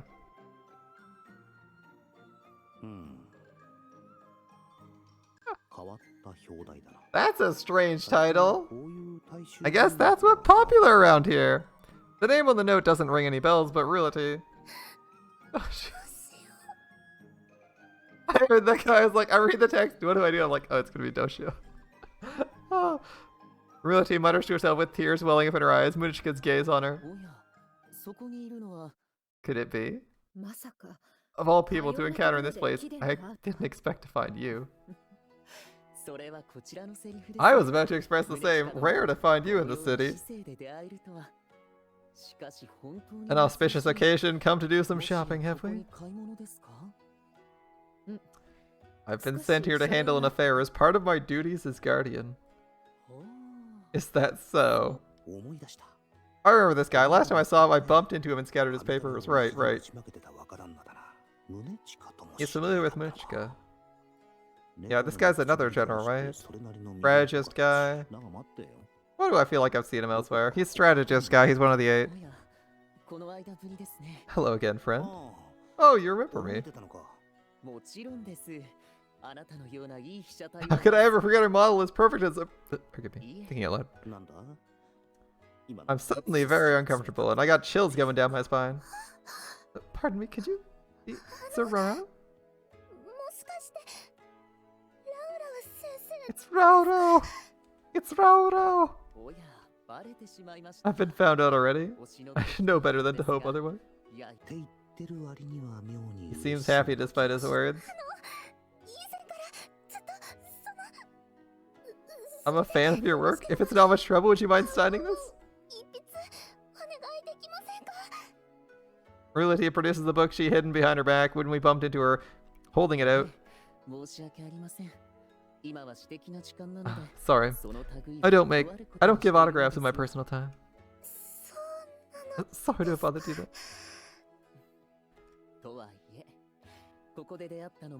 Perhaps fate arranged our meeting today, though. Can I have the pleasure of your name? Realty tells the man her name, and he takes the book from her, writing on the inside cover. Realty. I'll be sure to treasure this. Yeah, I'm afraid I have to be on my way, if you'll excuse me. The man bows and glides away, moving with elegance and grace. Realty looks on, watching him leave with eyes full of admiration. Realty? Hello? She snaps out of her stupor, coming back to reality as I call her name. You misunderstand. Haruo-san. What are you gonna work up for? Let's get out of the street. We're blocking the way. I don't know why, but Realty turns and pinches my arm as hard as she can, tears in her eyes. Poor girl, she's having another bad day. Another bad day. Here, this is the one you're looking for. Thank you. Your assistance is greatly appreciated, child. And this is where it turns out that it's like that the book she's sent to retrieve is like some weird photo featuring Munichika and Oshtor, and she's like, what the actual fuck am I buying for the princess? Oh. Like, alright. Like, why am I buying adult content of myself and Lord Oshtor here? Munichika thanks Realty as she retrieves the book from her. Realty ended up saying something about the shop being too complex and went in alone to get it. So this is the volume she seeks? Munichika carefully inspects the cover of the book. Wait! Realty tries unsuccessfully to pull the book back as Munichika opens it to a colorful picture. Suddenly my vision goes entirely dark. Does something trouble you, Lady Realty? It's hard to tell, but I think Realty put her hands over my eyes. Why in the world would she... Realty, I can't see anything. There's nothing around? Nothing? Okay, okay. This clearly isn't nothing. For a moment I thought I caught a glimpse of two figures nestling together without much clothing. Haku probably just be like, oh, that's weird, and move on. Our friend Haku is like almost asexual, so he probably doesn't care. I think it's better if I keep my mouth shut. Miss Munishika, could you possibly, The only sound I can hear besides the foot traffic nearby is the slow turning of pages. If I had to guess, I'd say they're both intently looking through the book while I can't see it. Oh? Mulati stands behind me as she covers my eyes, and I can feel her breath growing hotter on my neck. What does this mean? See that? And then... Their whispered conversation escapes me. Too many unfamiliar terms passing my ears. Munishika finally seems to snap out of it and clears her throat.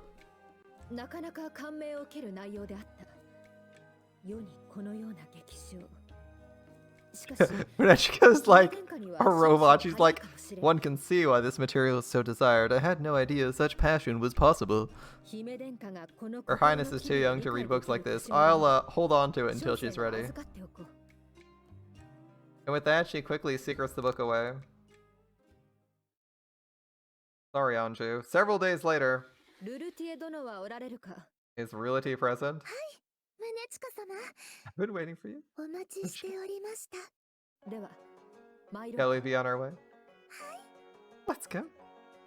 The two of them chat happily as they take their leave at the inn. Is it just me or have they been hanging out a lot more? It's like they like the same literature or something. Almost like they both like literature. I thought I'd relax in our headquarters, but Anju and Munishika were already here. Is this our next mission? Is it just me or they're turning up a lot here lately? Anju sits sullenly, not even reading. Wait, Anju's here?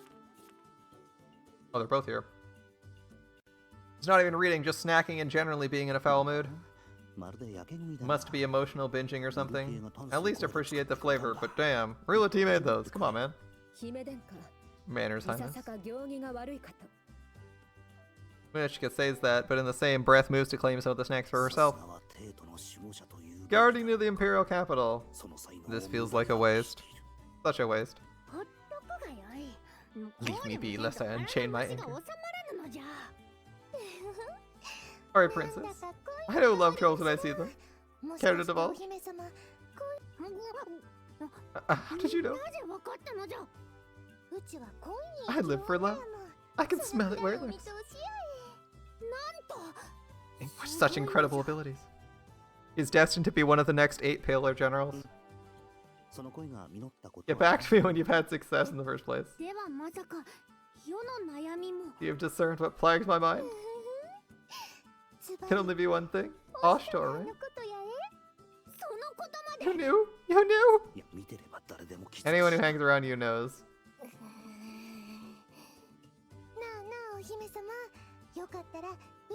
Tell the love sage about your problems. I'll fix them up, good luck. Of course, where love's concerned, leave everything to me. Good luck. Good luck, Atui. Atui puffs out her chest, brewing with confidence. You'll listen then? Anju looks up at Munishika as she says this. Delicious. But she acts like she hasn't heard a word, absorbed in her sweets.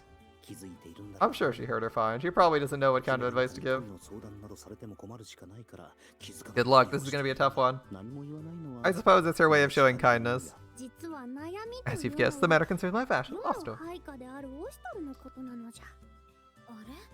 Haku, doesn't Ashtor serve the Mikado directly? I mean, he is the Imperial Guard of the Right. He'll eventually be under my command. My statement was technically accurate.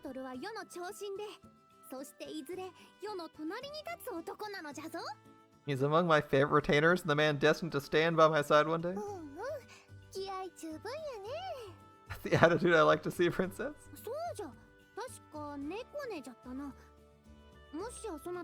Could have been Nekone. Do you not harbor feelings for Ashtor as well? Of course I do. I cannot brook a rival. You may pine for him, but he'll be mine. You'd best give up. I can sense a dark, foreboding aura rolling off Nagone. It's okay. If the princess dies, we'll blame the bodyguard for being shitty. No matter how I express myself, he never looks at it. He's pretending not to notice. Take a fucking hint, lady. He might be a guard to the right, but he's probably can't get too chummy with his liege's kid. Oh, she's too young to pick up on that still, but...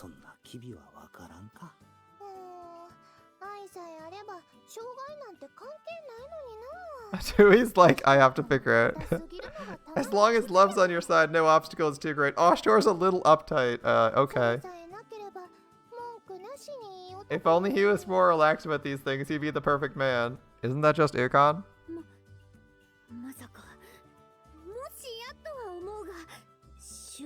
It's improbable, but do you think Oshtor prefers men? What? Realty? What? What? Why are you looking at me with this face? Oshtor has no such taste.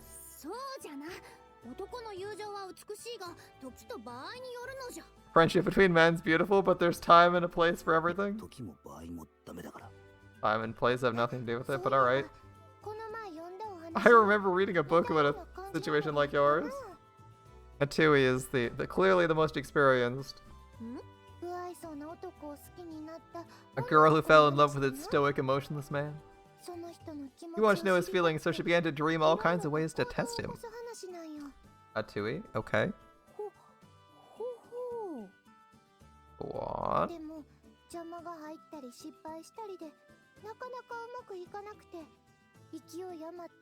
Oh no, don't give her ideas like this. Oh no. Every plan she concocted went awry, so she faked her own kidnapping? And then she got kidnapped for real? What happens next? The man risks everything to rescue her. He only came off as emotionless because he didn't know how to express his feelings. Oh good lord. Stop giving her ideas! Stop, Atui! That's it.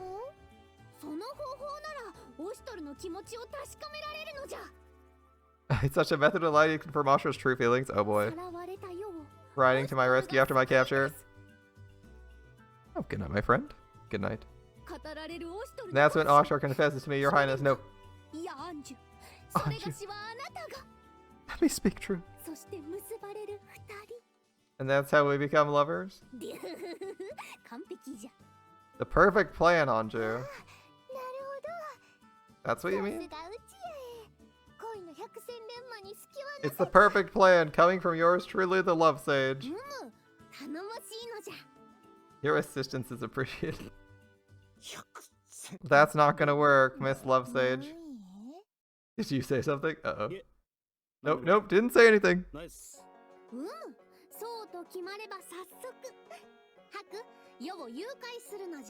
Haku, I ordered you to kidnap me. Seriously? Are you deaf? Haken.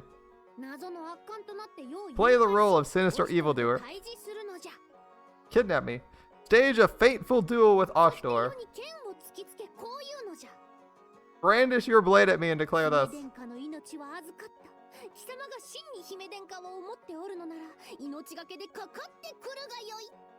I don't think this is gonna happen. The princess is my hostage.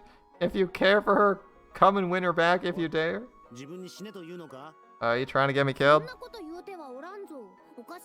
I don't want anything like that. If you want me to face off against Oshtor, there's really only one outcome to that. Don't worry yourself with such trivial details.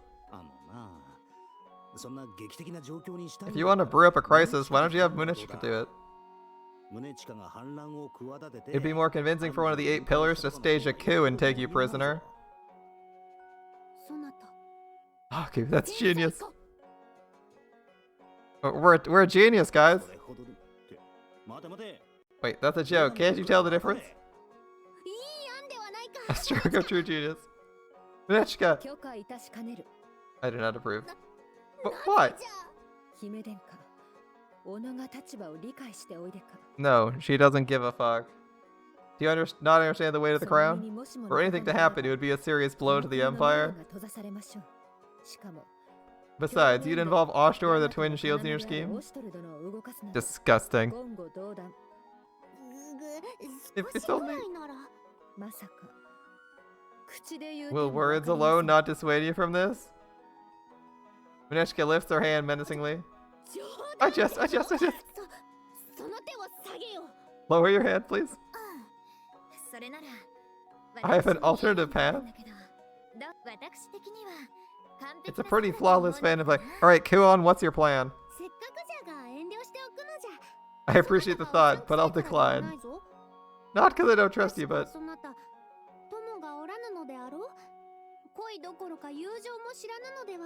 You have few friends, yes?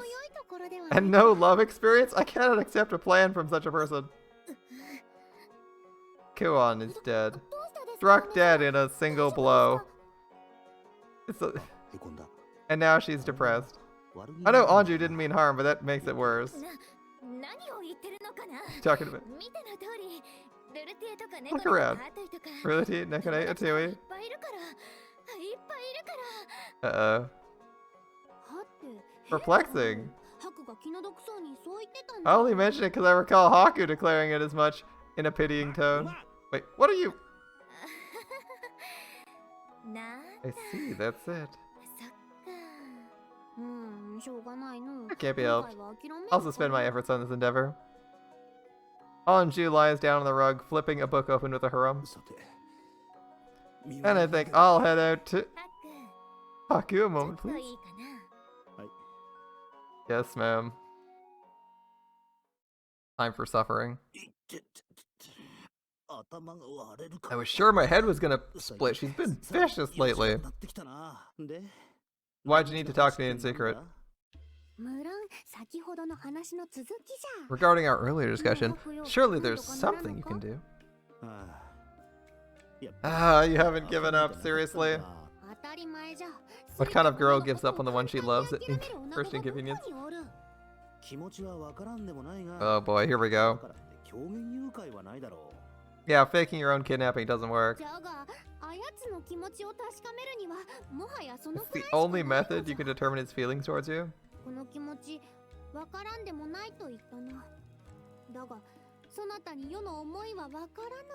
Said you understand, but you don't understand the intensity of this love. You wouldn't speak of such things if you understood these feelings of longing.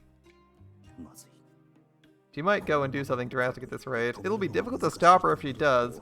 I gotta do something about what? I beg of you, Haku, the fate of my love depends on you. How is this my job? Fear not, I've heard your pleas. Suddenly a floorboard flies open and a person crawls into the room. Young maiden, distraught by affairs of heart, I shall help you in your plight. Oh, good lord. What are you doing here? When least expected, the good woman Noss reappears. She trails dirt all over, and I'm pretty sure there's twigs and leaves in her hair. My desire to continue getting involved in this plummets by the second. You'll aid me? You speak true?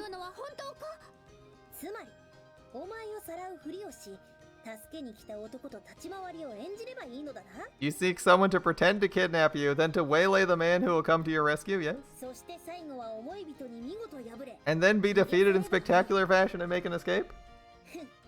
A good woman never hesitate when it comes to helping a lovesick maiden.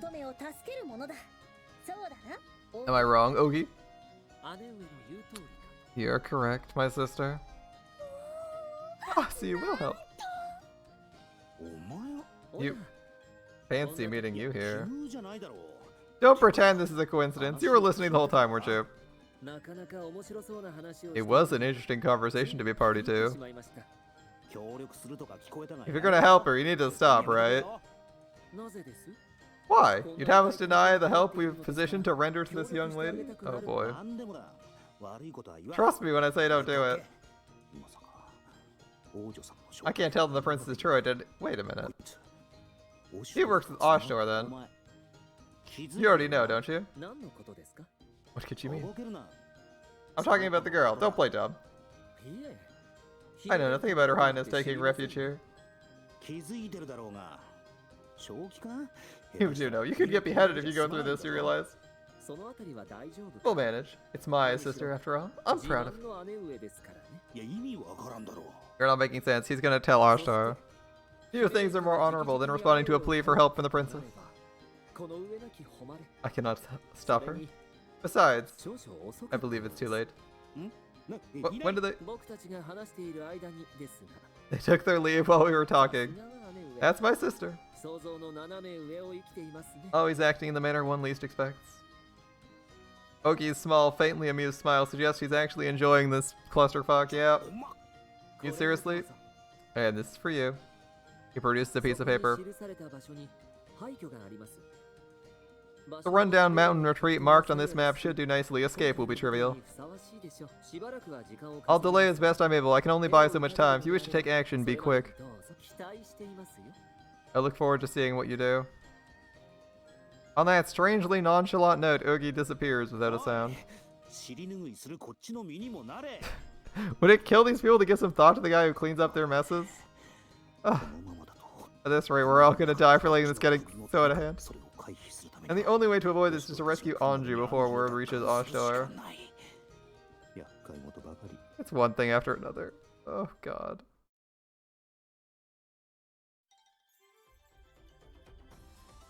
Oh, an actual combat scene. And that's the plan? That's the plan. Interesting. I'd love to carry out this combat. I'm afraid we're getting a little bit deep into this.